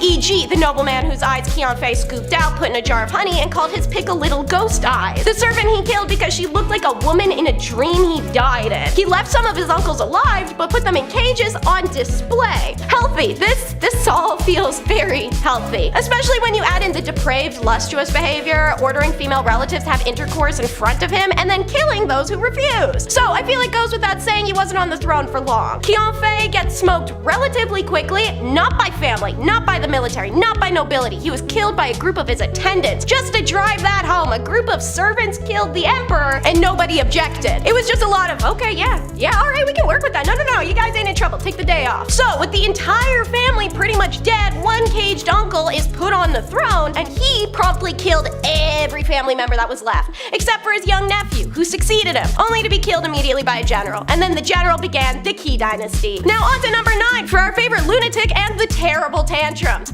This whole video could have all just been SARS. These rulers were raised under conditions that guaranteed to make anyone a sociopath. Ivan the Terrible's father died when Ivan was only 3, and his mother was poisoned when he was 8. During his younger years, corrupt noblemen governed the land and starved, beat, and neglected Ivan and his brother. He, in turn, took his anger out on small animals, which he would throw off of the roofs of palaces. Good practice for that time as a teenager, when he pimp-walked his ass into the throne room, chokeholded the nobleman leader, and physically threw the man to his trained and hungry hunting dogs. You think that's bad? Psycho behavior, lightning round, baby. Let's go. So, when Ivan suspected a nobleman wanted the throne, he dressed the man as the king, put him on the throne, and gutted him there. Ivan created a special police force that dog heads hanging from their saddles and could kill anyone at any time in public. Once, when Ivan heard a rumor that a town called Novgorod was rebellious, he killed every single person in the town, and then sewed the town's archbishop up inside a bear skin,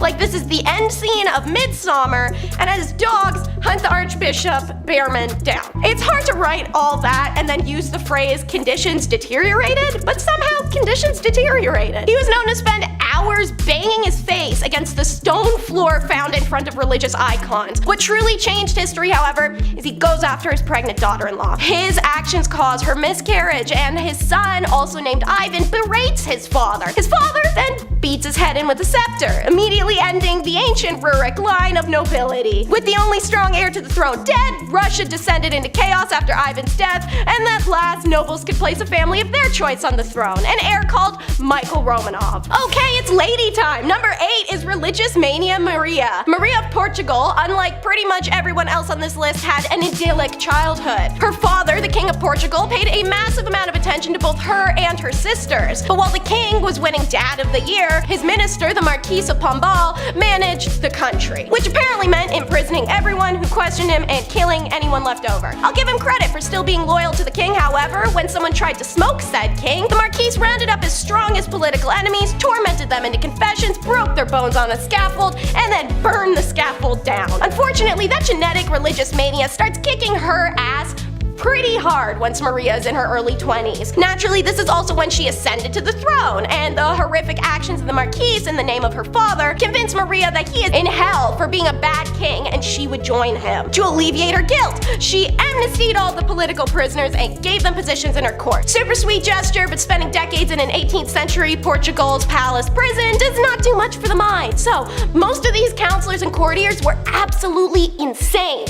When within the space of a year, her eldest son, her only living daughter, and her 2 closest ministers all died, Maria completely fell apart. Some days she would embrace the fact that she's already damned, talking in a unchaste manner. Some days she would pace the halls screaming. Her 26-year-old second son is made regent, but he was dead useless with no ability to reform an entire court of lunatics. Naturally, this meant the country was in no shape to meet Napoleon in 1807, so when he marched on him, the entire family fled to Brazil and Portugal became Napoleon's. Number 7 is how one man changed the line of succession for the psychologist's wife. Peter the Great was, in many ways, a wonderful sovereign. Passionately committed to both his country and his own education, he spent much of his imprisoned childhood learning army tactics and designing ships. As an adult, he toured Europe, learning about the latest advances in science so that he could bring them back to Russia. Peter the Great was pretty great. But like many with great intellect, he'd take it and his impatience with those who didn't understand it a little too far. When he was learning dentistry, he would practice on nobles without their consent. When a group of attendants were upset while watching the dissection of a corpse, he ordered them to walk up to the corpse and take a bite out of it. His childhood traumas also made him fanatical about loyalty, because Peter was the child of the former Tsar's second wife and had to watch the relatives of the first wife throw his family off a roof. Peter became so serious about this loyalty, he had his own son tormented to death for temporarily fleeing to Sweden. One person he trusted though was his wife, Catherine. Catherine was a Cinderella story that emerged from a horror movie. Eventually, she met the Tsar, who became enthralled with her, and Peter had fits of terror due to seeing his family being tossed off the roof as a kid, and during those fits, Catherine was the only one who could soothe him. So, with his love of loyalty and pride in family, Peter decreed that the Tsar should be able to name his own successor, and that's exactly what Catherine was when Peter died. For number 6 is 2 for 1, a king and a queen. Let's call it the creation of Catherine. Hilariously, this couple's names were also Peter and Catherine, but unlike the previous set, who loved each other, these two were flighty nightmares. Peter was a bit delayed. With no parental contact and a crap upbringing, the dude developed into a creepy blend of child and sociopath. He didn't consummate the marriage to Catherine literally ever. This poor girl gets shipped from Germany to play toy soldiers in bed with him for 9 years. He also tormented animals in training a pack of hunting dogs by beating them and conducting military trials and hangings for the rats he found eating his toys. This guy's brain was so pea-sized that knowing the king liked watching fire, a minister set his own house alight to keep the king distracted while Catherine was giving birth to their definitely illegitimate child. While most crazy tsars kept their throne for illogically long, Peter got deposed pretty damn fast. Why? He was crazy like a Prussian, not like a Russian. He was meant to be the Swedish heir, and he was raised to dislike Russia. Smoking Peter meant it was time for a lady leader, and Catherine, who was actually born in Prussia, had spent the first few years of her marriage vigorously Russianizing herself and cultivating the Russian army, who preferred a Prussian that had decided she was Russian to a Russian that decided he was Prussian. Number 5, we finally leave Russia onto France, who signed up for centuries. Centuries of what? BS. You're in for a ride. So, Charles IV was the king for effing ever. During that time, a united, prosperous, and powerful country fell into civil war and chaos. Charles began having spells not too long after his brother thought it would be funny to light all the king's friends on fire while they're dressed as wild men, which for some reason incorporated tar. Charles became convinced he was made of glass and would shatter if he moved too quickly, so he would hardly move for hours on end. He became incoherent and paranoid. During these spells, Louis, his brother, became the de facto king. This made made him a formidable opponent. Anyone who would make a move to weaken the Count of Valois would find a month or so later they were the enemy of the acting king of France. One night, John the Fearless, Duke of Burgundy, decided to put an end to Looney Lewis. He hired a group of conspirators to hack him to death in the street, which they did, but while still wearing their work uniforms like it's goddamn amateur hour. So it's not long before people found out exactly who killed Lewis, and the nation falls into civil war. John the Fearless went to the English for military support, which they happily gave him in exchange for land in France. Charles the Mad had to declare an English king the heir of France to help end the drama, but the treaty doesn't hold because of turmoil in English court, and it gives England and France an excuse to go to war for what? The next 100 years? Number 4 is our girl, the last empress of China. A little luck gets her journey started. As a low-ranking concubine to the emperor, she gave birth to the emperor Xianfang's only son in 1856, a feat his wife, the empress, couldn't accomplish. The emperor immediately raised her status, gave her a privileged life, and made her son, Emperor Tongzi, the heir. After Xianfang died, when her son was just 6, the new empress Cixi orchestrated a coup, grabbing the power from a council of elders. Once Tongzi ascended, Cixi became a empress dowager and a unusually powerful joint ruler. After Tongzi died very suddenly without an heir, Cixi had a backup ready and installed her 4-year-old nephew. This consolidated her power yet again, and she served as the de facto leader of the vast Qing Empire from 1861 until she died in 1908. During her reign, she stomped out rebellions, civil wars, and supported the self-strengthening movement, a period of institutionalization, economic, and military reforms, which helped transform China from an aged society into a more modern superpower on a global scale. Now over to the Ottomans for number 3, which will be coming out of the cage be doing not so fine. Our tale begins with a group of brothers, the most prominent among them being Ahmed I and Mustafa. Ahmed puts his brother Mustafa in the cage, a tower with no windows, a brick wall built over the door, and no human contact. Don't be scared, guys. This is what all Ottoman empires did with their siblings. They also disfigured their faces sometimes. Pick your poison. So,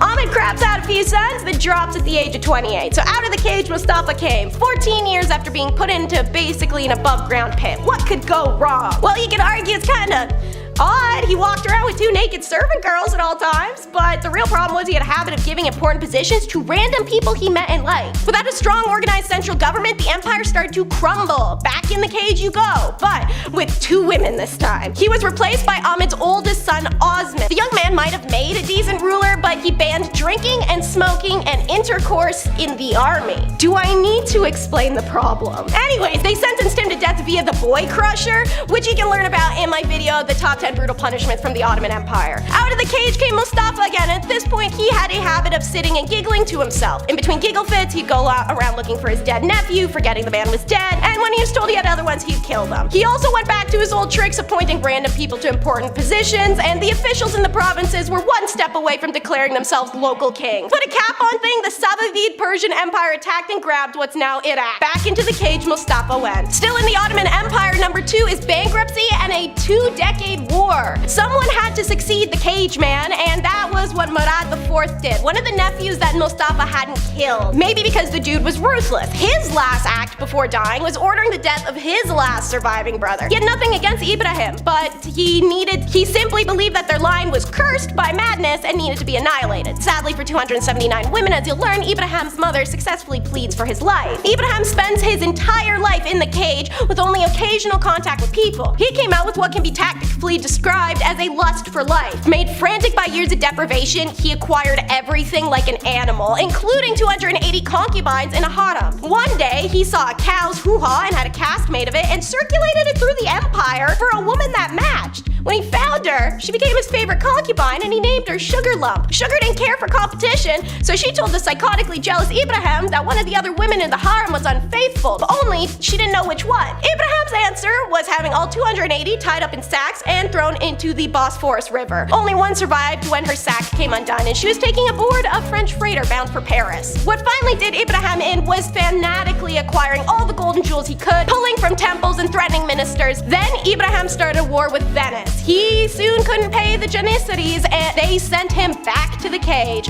The war with Venice outlasted him by 22 years. And last but never least, number 1 is the Bumper Car King, aka the story of of how Justin II lost half of Italy while playing bumper cars. Yeah, real story. Evidently, he joins pretty much every monarch on this list as having their formative years isolated and terrified of sudden violent death. Doesn't help being a Byzantine heir and having your parents be the notorious couple Justinian and Theodora. Eventually, all their heirs run out except for Justin, who inherits a pretty crappy situation, seeing as his dad's foreign policy was to expand military as far as he could and then pay his new neighbors not to attack him. And shocker, tribute costs a lot. Unfortunately, the empire was going through some tough financial times, and Justinian had been borrowing to cover his annual payment. Justin believed he could do better by just refusing to pay the Persians while pitting the tribes in the north against each other. It was then under the strain of multiple nearing armies that Justin had a nervous breakdown. Ministers would be asking him what to do, and he'd claim to hear voices and then climb under his bed to escape them. On bad days, he would violently grab at people, biting them on the arms or the face. Legend has it that he literally ate a couple servants. In desperation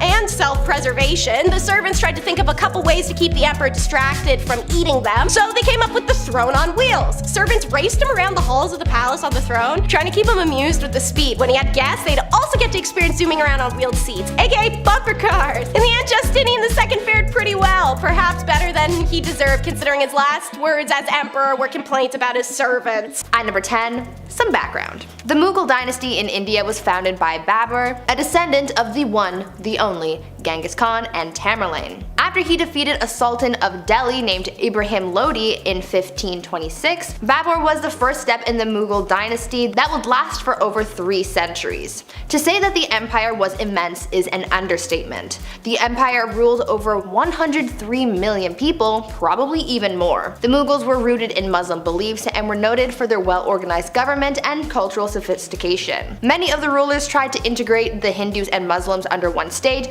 but as we will find out from this list, it was not an easy thing to do, which ended up causing a lot of strife. Many rulers of the empire flip-flopped back and forth between being merciful and tyrannical towards the Hindus, adding to centuries of oppression. At number 9, blinded. Humayun was set to inherit the throne from his father, much to the jealousy of his brothers.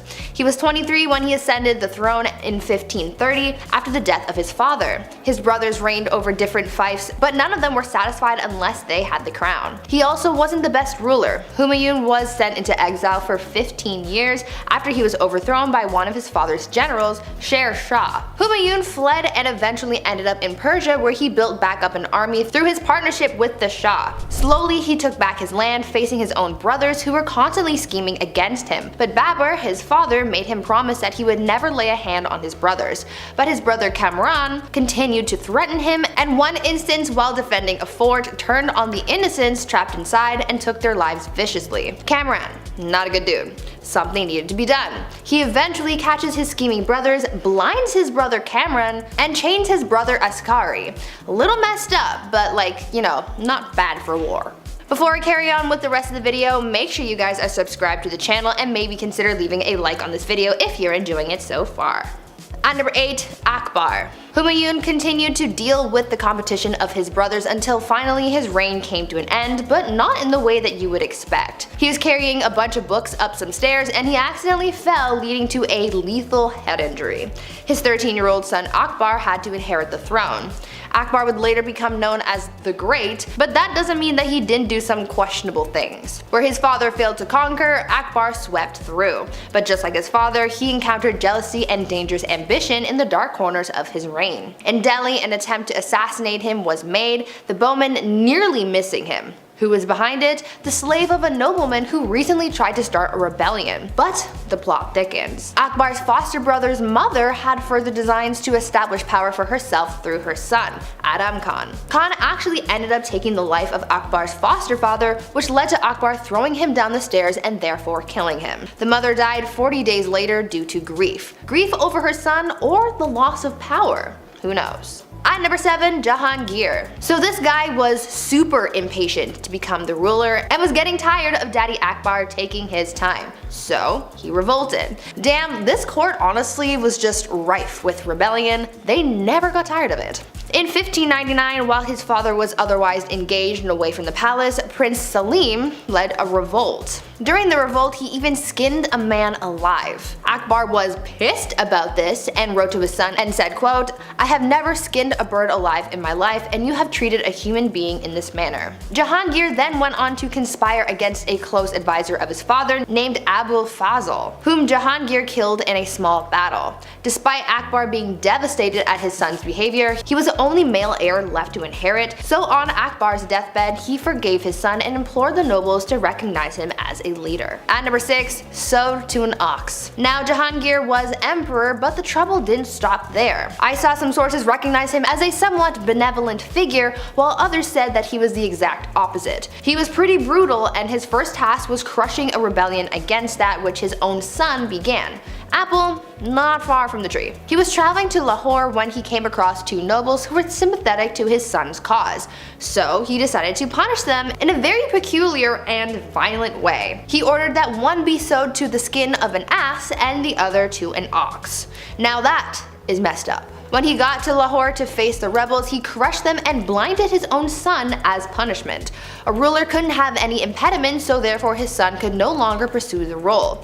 Then he hung his son's followers outside of Castile Gate. Yeah, so even within the confines of war, this guy had some pretty messed up ideas. At number 5, the horse and his boy. On the less violent end of the spectrum, Jahangir was actually a big fan of the arts, science, and worldly things. Unlike his father, who couldn't read and write, an interesting skill for a ruler not to have, Jahangir was all about it. He really wasn't interested in military, which was a task he left to his son. But he did inherit his father's wealth, and considering he wasn't working in the military, he had time to indulge his curiosity. In his memoirs, there are fantastic paintings of exotic animals. There's a painting of a zebra that has a very funny story behind it. The zebra was being taken as a gift to the Safavid Shah, and it was traveling through the port of the empire. Jahangir heard about it and had it brought to court first, and didn't believe that it was real. He thought that it was a painted horse, so he had people try and wash them off. Only when the paint didn't come off did he realize his mistake and ordered that the wondrous creature be painted.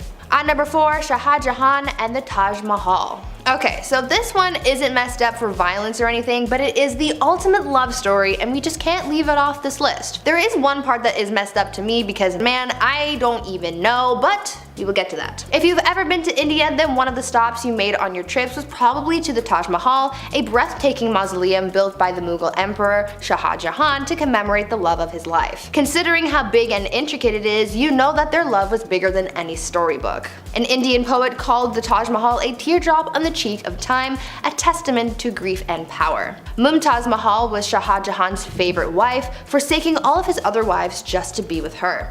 They went everywhere together, even on military missions. This is where, from my perspective, where things get crazy. This woman delivered 14 children for her husband. 14. Sadly, whilst giving birth to the last, she passed away, inspiring her king to build this massive structure. Both Shah Jahan and his love are buried beneath it. At number 3, brothers at odds. Shah Jahan's rule was considered the golden rule of the Mughal Empire, so how do you top that? Aurangzeb did not even bother trying, and he kinda sucked.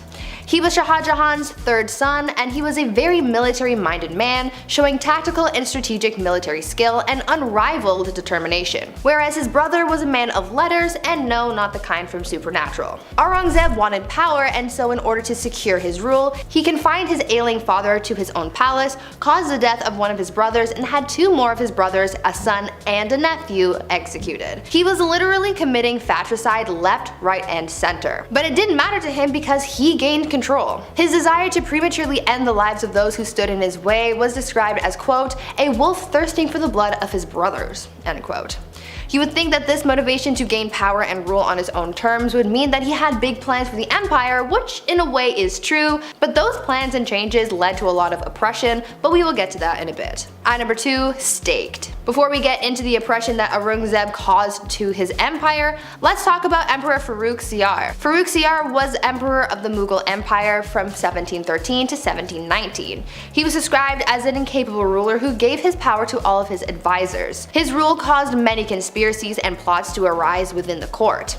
He caused a lot of people a lot of pain for his plight for power. With the help of his allies, he gave many of his enemies the gift of the big sleep, but by far the most ruthless thing he did was kill Jahandar Shah and Zulfikar Khan Nusrat Jung. What made their deaths so brutal was the fact that when they went the emperor hung their heads on poles, and just to add insult to injury, he made their parents walk at their funeral.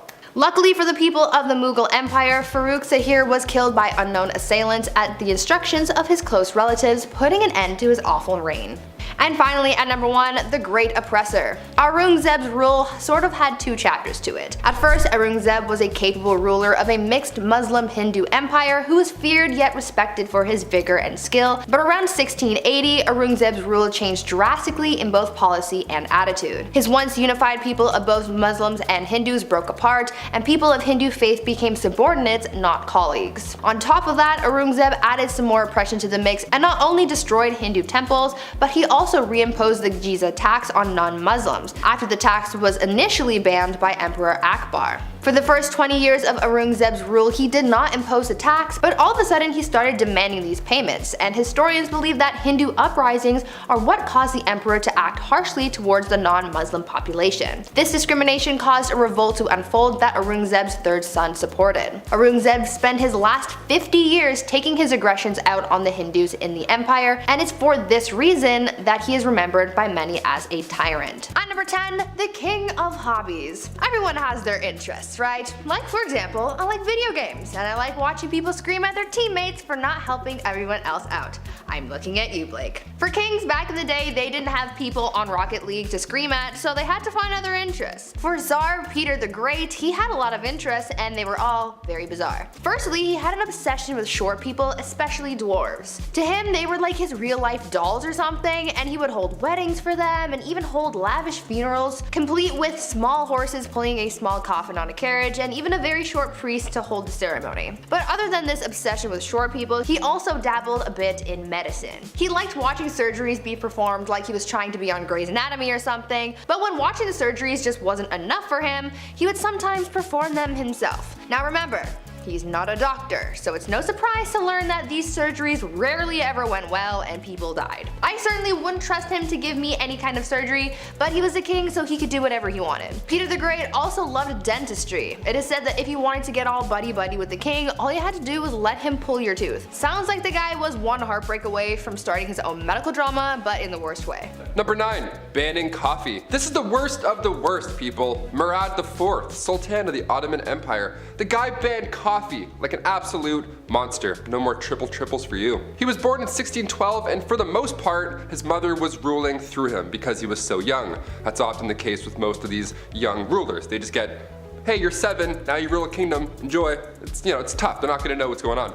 But when he got a little bit older, he put forth these laws, punishable by death, might I add, in order to get things back on track. That was the key. He banned coffee, tobacco, and alcohol. He would actually disguise himself as a civilian during the nighttime and would wander around aimlessly in hopes that he would find one of these dark roast renegades. If you were caught outside having a quick smoke break, you weren't arrested, you didn't get fined, but rather, Murad IV himself would take your head off right there in the streets. No trial, no jury, just straight to execution.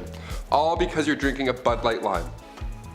At number 8, why you mad? Now this could be a bit of a controversial opinion, but if your name includes the words the mad, I would assume that you're not doing too great, right? I mean, you have to earn that title, and if it's a title that harsh, that simply begs the question, what in the HE double hockey sticks did you do to get that name? Well, for Charles the Mad, he did a lot. Charles became king when he was only 11 years old, so that certainly didn't help his development, and knowing this kind of helps explain a lot of his actions. He was known for getting really angry and throwing fits of rage, and was known to give people the gift of the big sleep, if you know what I mean. Charles didn't always kill people though, only sometimes. Other times he liked to switch things up. Sometimes he would run around his palace pretending to be a wolf. Other times he would go through phases where he just really didn't want to keep up with his personal hygiene, and he would get so gross that he literally had to be cut out of his own clothes. Now I don't know how long you have to go without bathing to get to that point, but really I don't think I want to know the answer to that question. Charles also thought that he was made of glass, and so he would go through phases where he would sit completely still so that he didn't break.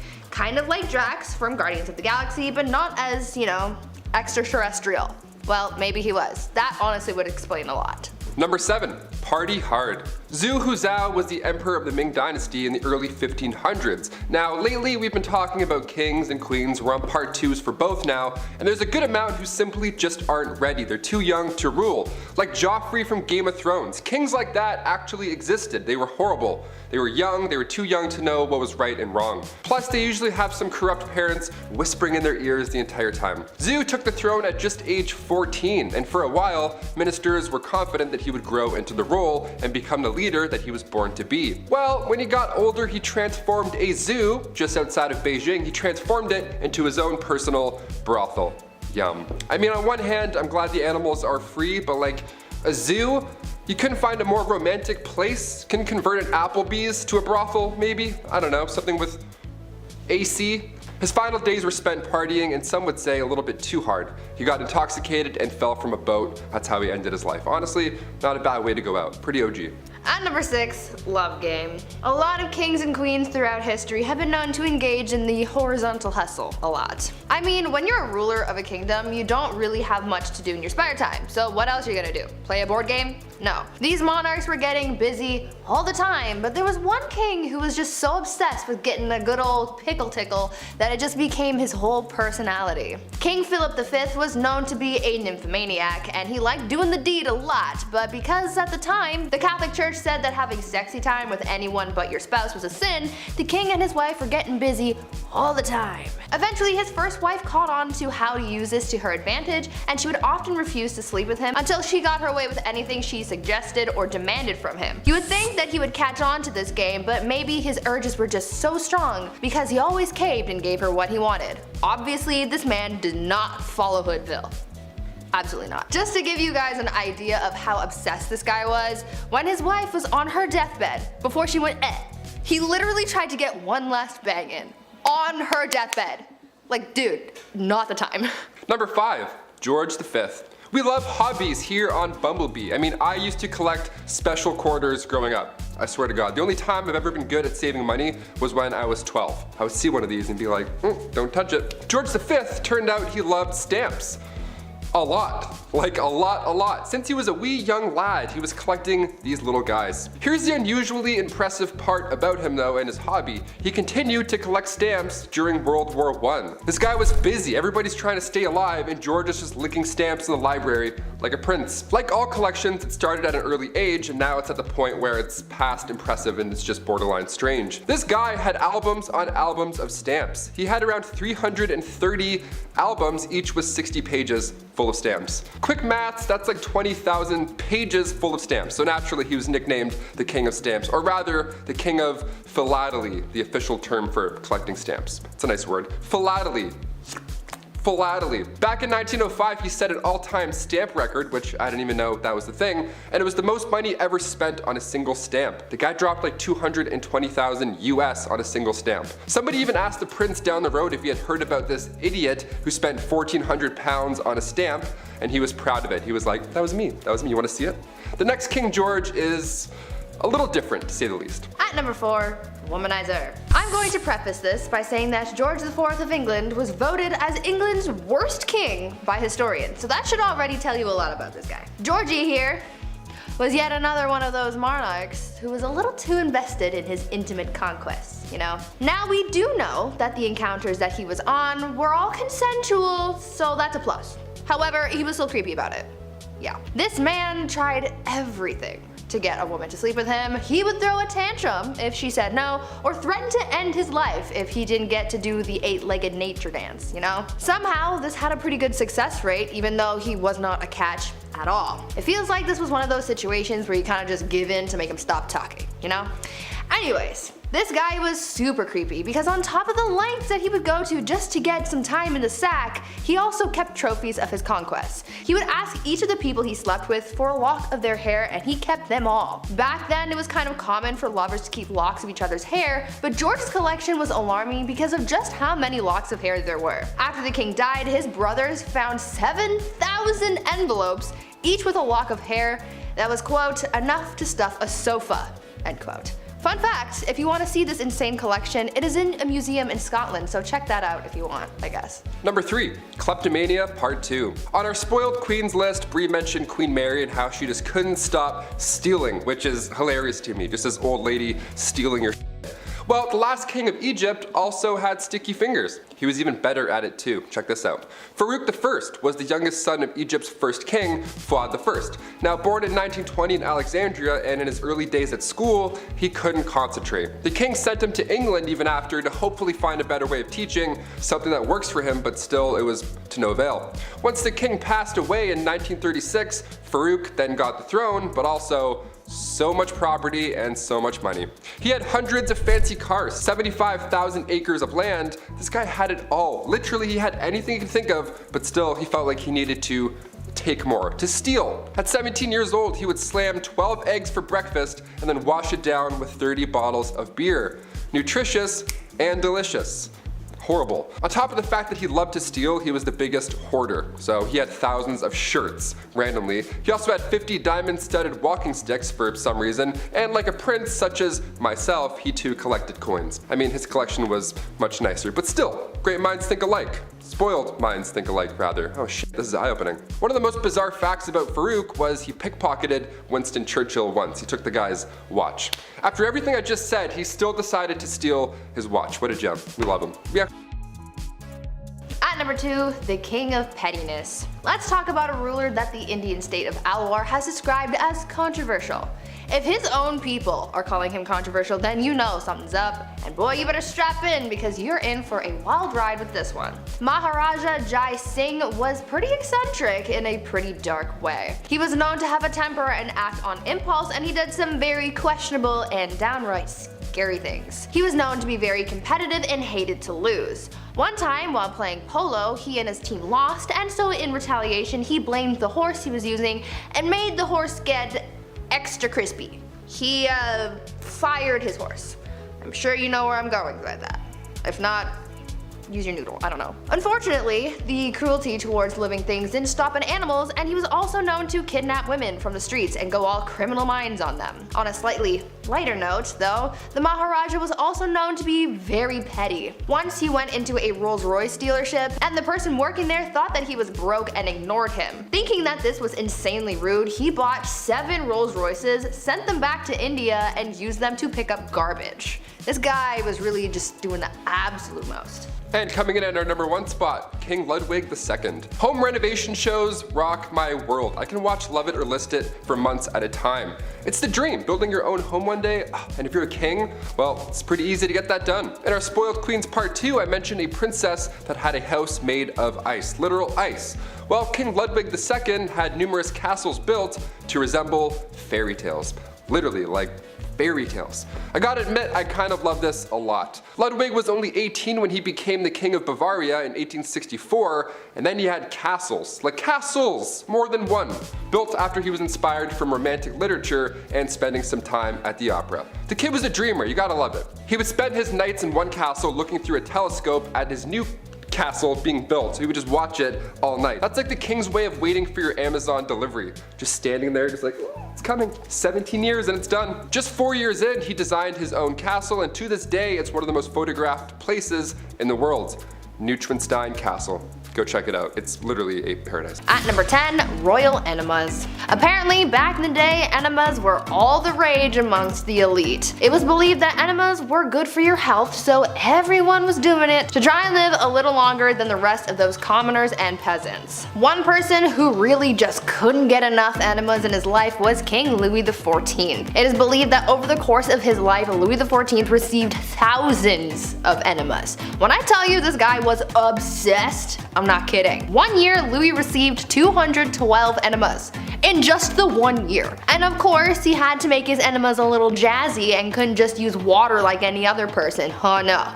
My guy was using things like almond milk. His enemas were also sometimes scented with orange or rose, and sometimes even colored just to make it a little more special. To get an idea of just how obsessed the elite were with receiving enemas, just think about the fact that a French duchess once received one during a court ball. The duchess was in the middle of having a conversation with Louis XIV, and during this conversation, conversation, one of her maids came over, snuck under her dress, and gave the Duchess an enema on the spot. Ew.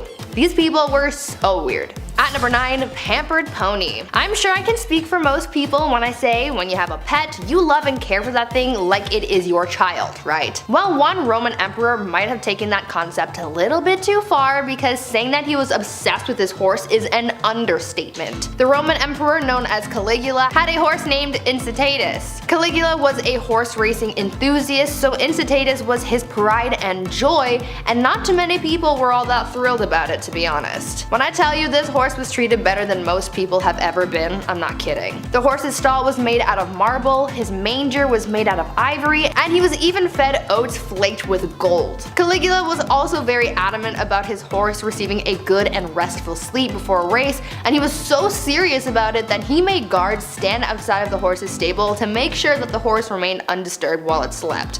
This horse even had its own furniture. Like, what is he gonna do with it? He's a horse. Caligula was so fond of his horse that he even made it a priest and promised to make him consul, which was the lead position in the Roman government after the emperor, highly coveted by senators. This was the last straw for people because the emperor was putting his horse above his own people, so he was assassinated. Now, before I carry on telling you guys about the wild and crazy things that kings did back in the day, I would like to first ask you guys to consider leaving a like on this video if you're enjoying it so far, and also maybe think about subscribing as well to see more videos like this one. At number 8, Mumia Medicine. It's safe to say that medicine from the past is very different from modern times. These days we have pharmaceuticals to treat illnesses, but back in the days of old there were very different and quite questionable methods of treating ailments, and one of those methods included cannibalism. In the 16th and 17th centuries, it was common practice for elites like priests, kings, and other nobles to consume remedies that included human bones, blood, and fat as medicine to treat ailments from headaches to epilepsy, and this practice was called Mumia medicine. At first, it started with people using Egyptian mummies and skulls from Irish graves for use in medicine, as bones would be ground and used in different tinctures for various uses. But soon, other parts of the body started to be used. Human fat was later used to treat ailments on the outside of the body, and blood would be consumed as well, as it was believed to contain the vitality of life. Several monarchs were known to use Mumia medicine, like Charles II and William II of England, Francois I of France, and Christian IV of Denmark. At number 7, kissing sheets. For thousands of years, monarchs worried about the threat of being poisoned by their enemies, and so they thought of an array of precautions to take in order to prevent being taken out by some kind of spicy death sauce or something. Many monarchs hired tasters to try their food before it was given to the king to make sure that it wasn't poisoned, but some monarchs were also afraid of being poisoned through something that they touched. This is why Henry VIII hired someone with a very important job to make sure that his bed wasn't poisoned. The person who was tasked with making the king's bed was also required to kiss every part of his bed in the morning. They would kiss the pillows, sheets, and blankets to prove that someone hadn't smeared poison on it. The king was also concerned with people poisoning clothing too,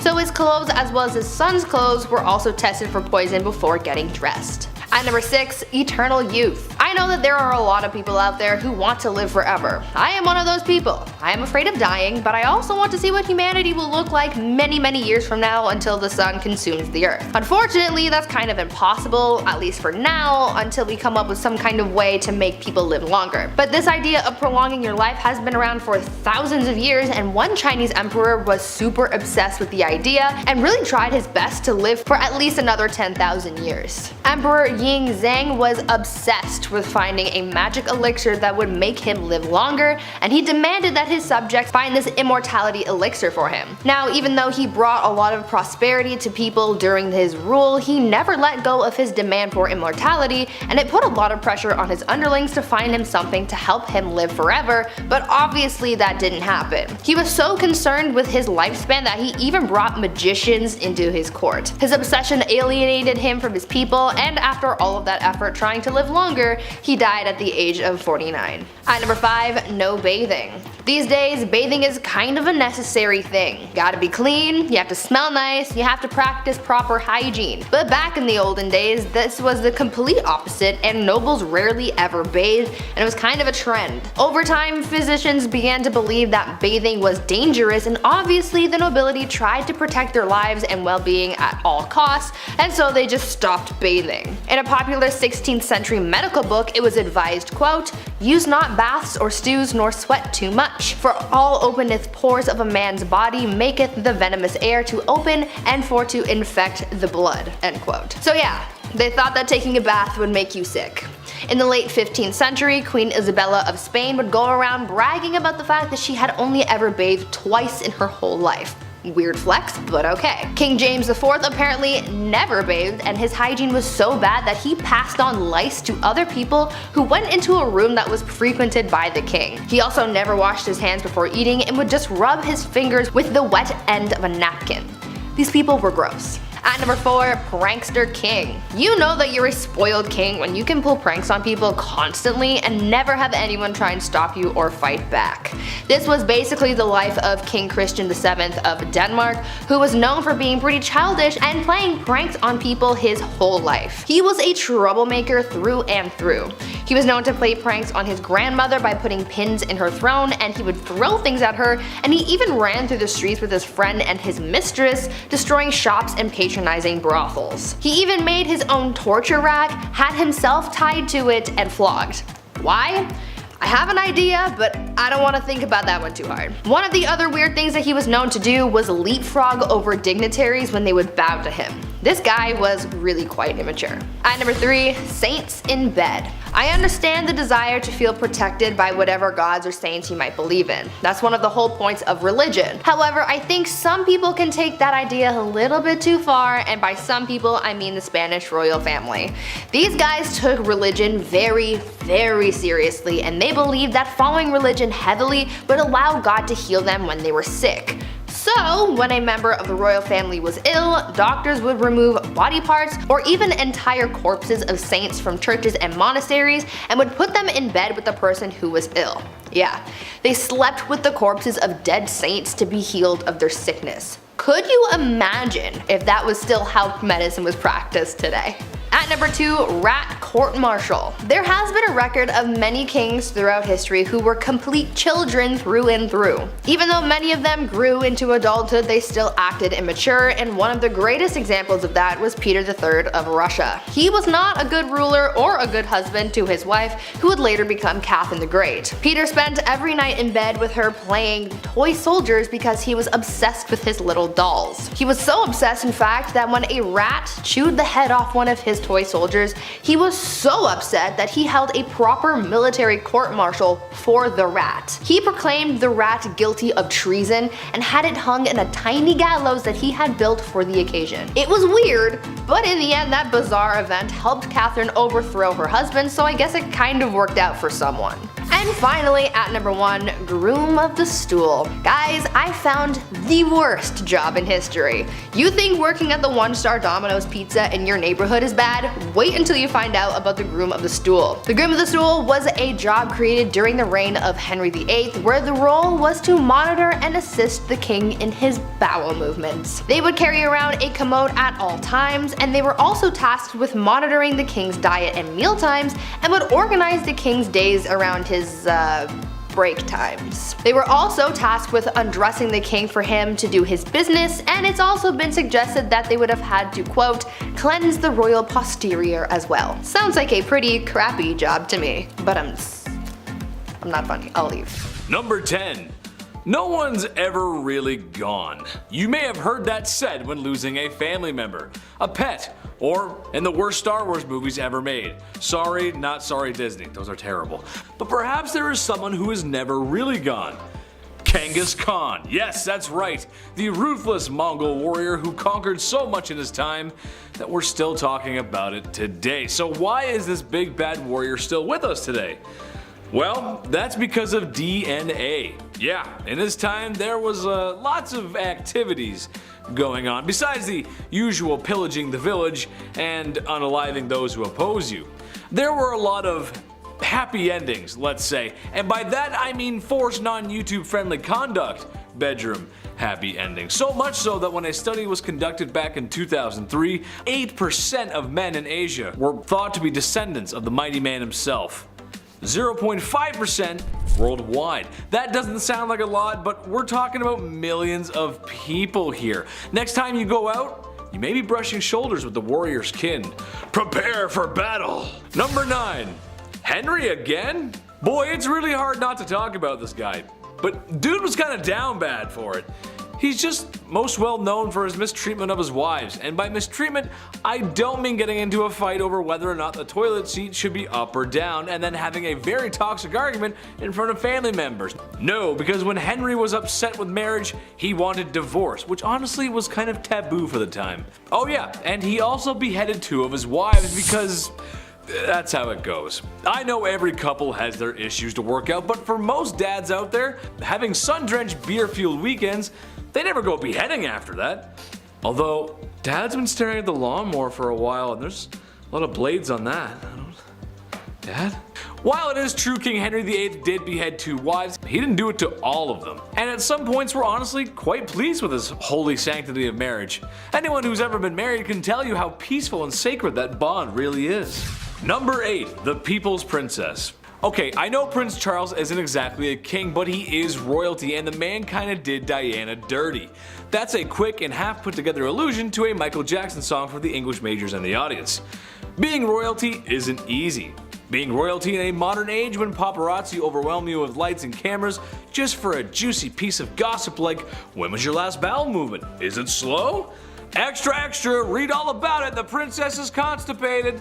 That's just not fun. So after Prince Charles and Princess Diana had been married for a few years, you can understand how excited the media was to find out about their marital disputes. There was 3 of us in this marriage, so it was a bit crowded, was a quote by Princess Diana that gave the media a field day. Sadly, Prince Charles was having an affair, and it wouldn't be too much longer that Diana would perish in a car accident that may or may not be organized by the royal family themselves. Number 7. Midlife crisis. This one's kinda generalized because if I didn't, I'd have to mention almost every king ever. So here we go. Back in ye olde times, the access to better healthcare just wasn't there. Doctors aren't washing hands. Imagine, Buddy eats some greasy mutton and then says, alright, time for your enema. But those aren't the only greasy hands around certain orifices I'm talking about. I'm talking about kings marrying older girls at the ripe age of 12. Yep, that's right. Nothing says experience in womanhood like being 12. People didn't live long, and oftentimes these arranged marriages had ulterior motives, like alliances or business really. However, that does not make up for marrying a 12-year-old who may or may not have started those super weird changing times, like when you were 12 and now there's hair showing up in places that you didn't know there could be hair. I sent a courier to the chief and he came back with this message. It ain't it. Number 6. Till death do us part. Love and marriage go together like a horse and carriage, but sometimes the crooning words of Frank Sinatra aren't enough to keep people in love. Sometimes marriages end up like the ones we see on sitcoms, but when there's no laugh track, it's not very funny, and sometimes divorce is the answer. Medieval Germans thought this too, and something they practiced was divorce by combat. Basically, the man goes into a hole with his arm tied behind his back and the woman is free to move around with a sack of rocks. These proceedings are strange, as I'm sure no husband or wife married today would ever get so frustrated with one another that they would want to hit one another on the head with rocks. Oh, the blessings of being married.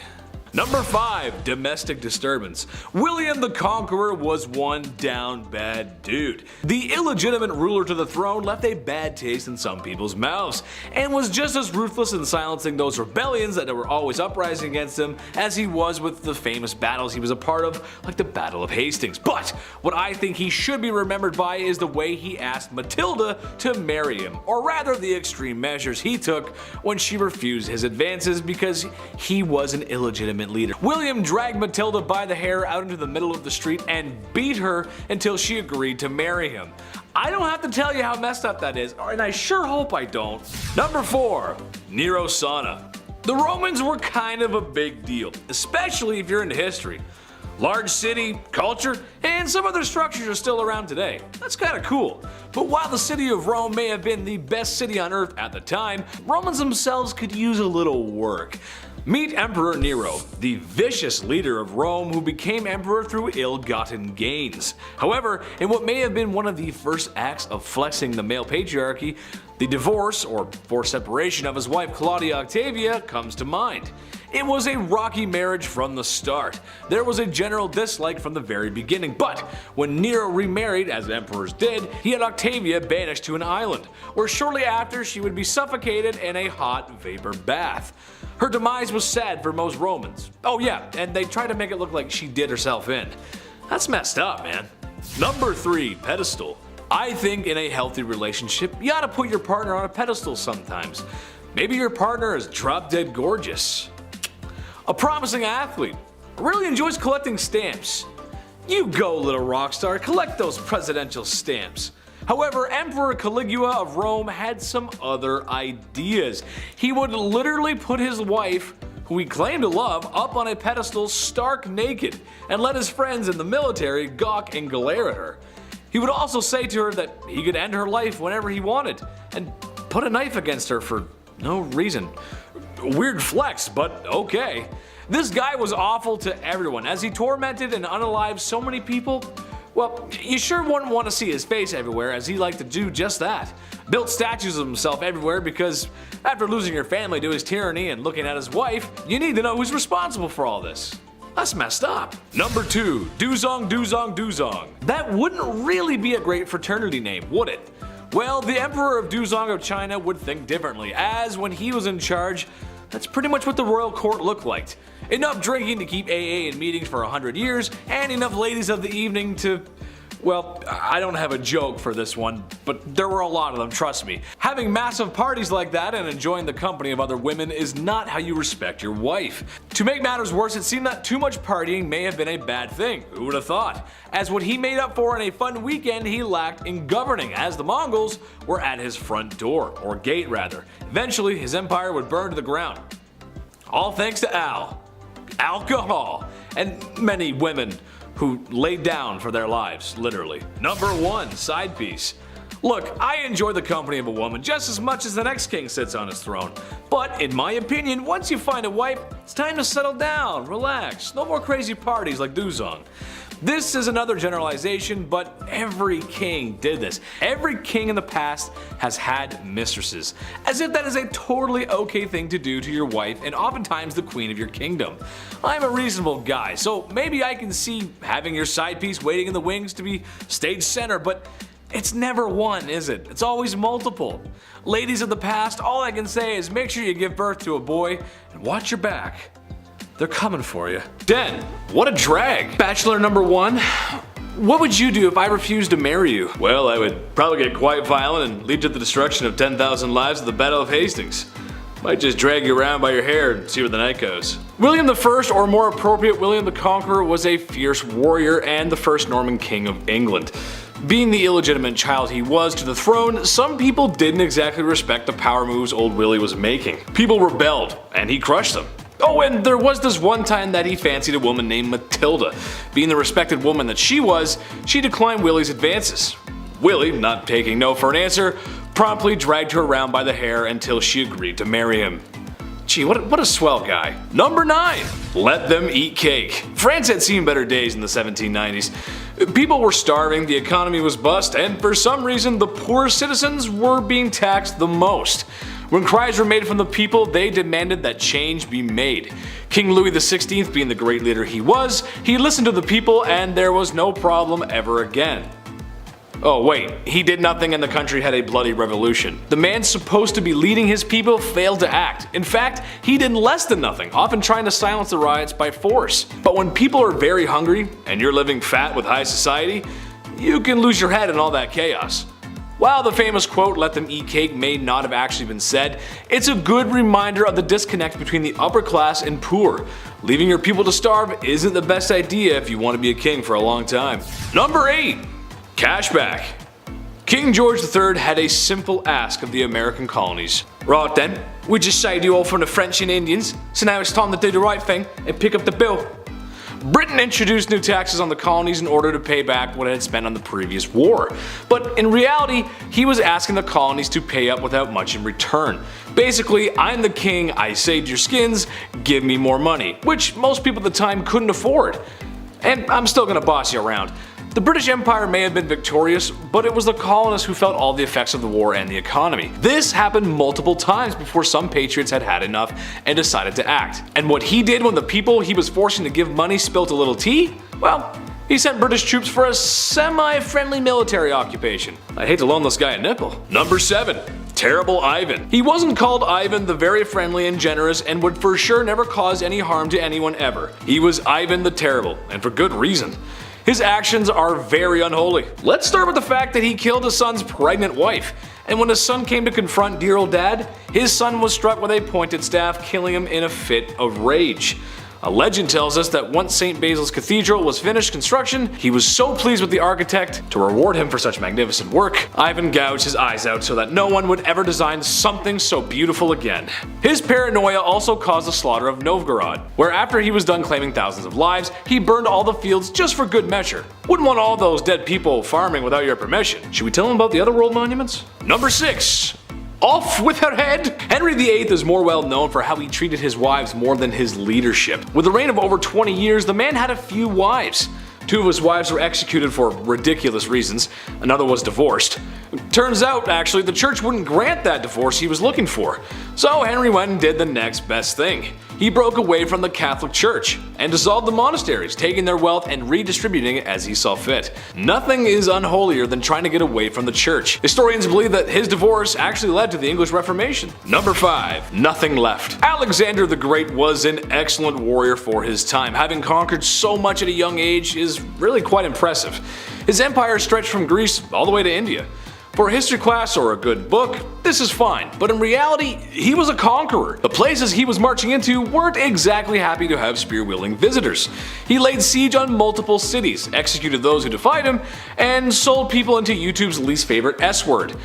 Just about checks off everything a guy needs to be considered a tyrant. History remembers his conquest, but I for sure will not forget how brutal conquerors can really be. Number 4. Chop chop. While Maximilien Robespierre was not a king in the monarch sense, he did hold a lot of political power in France when the political climate was quite messy. Plus, France was at war.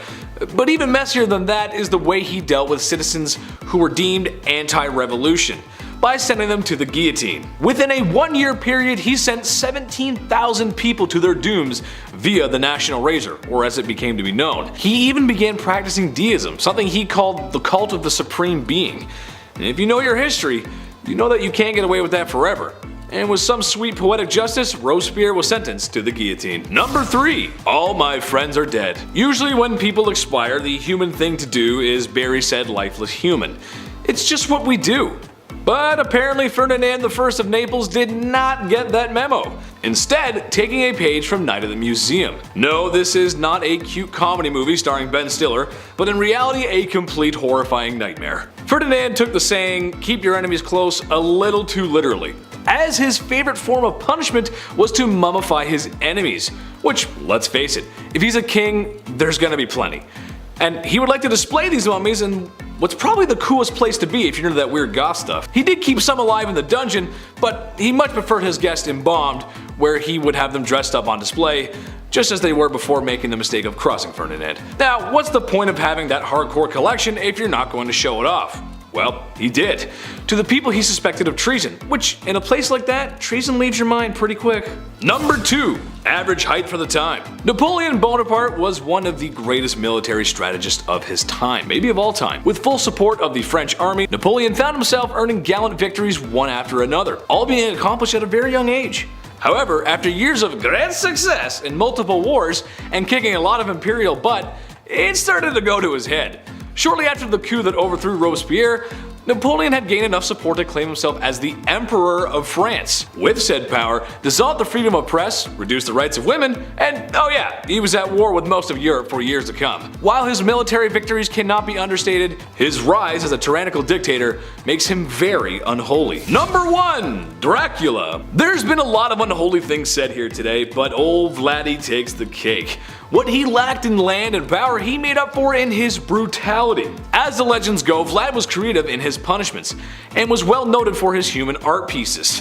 And by art, I mean impaling his enemy on pikes, sometimes through their rear ends, and leaving them as warnings for anyone who dared cross him. Similar to the time visiting envoys wouldn't remove their hats as it is to do in tradition, so Vlad had their hats nailed to their skulls, so that they may never remove them. There are a few other stories that are just too hot for YouTube, but I think he's a textbook example of unholy. He may also be the inspiration for Dracula. Imagine being that much of a monster one is created in your likeness. I mean, just looking at the painting of this guy creeps me out, man. Whoa! Anyways guys, I want to thank you so much for watching. Make sure to like, comment, and subscribe. I've been your host, Andrew Castile, aka Big Ched, and I'll see you soon. Bye bye.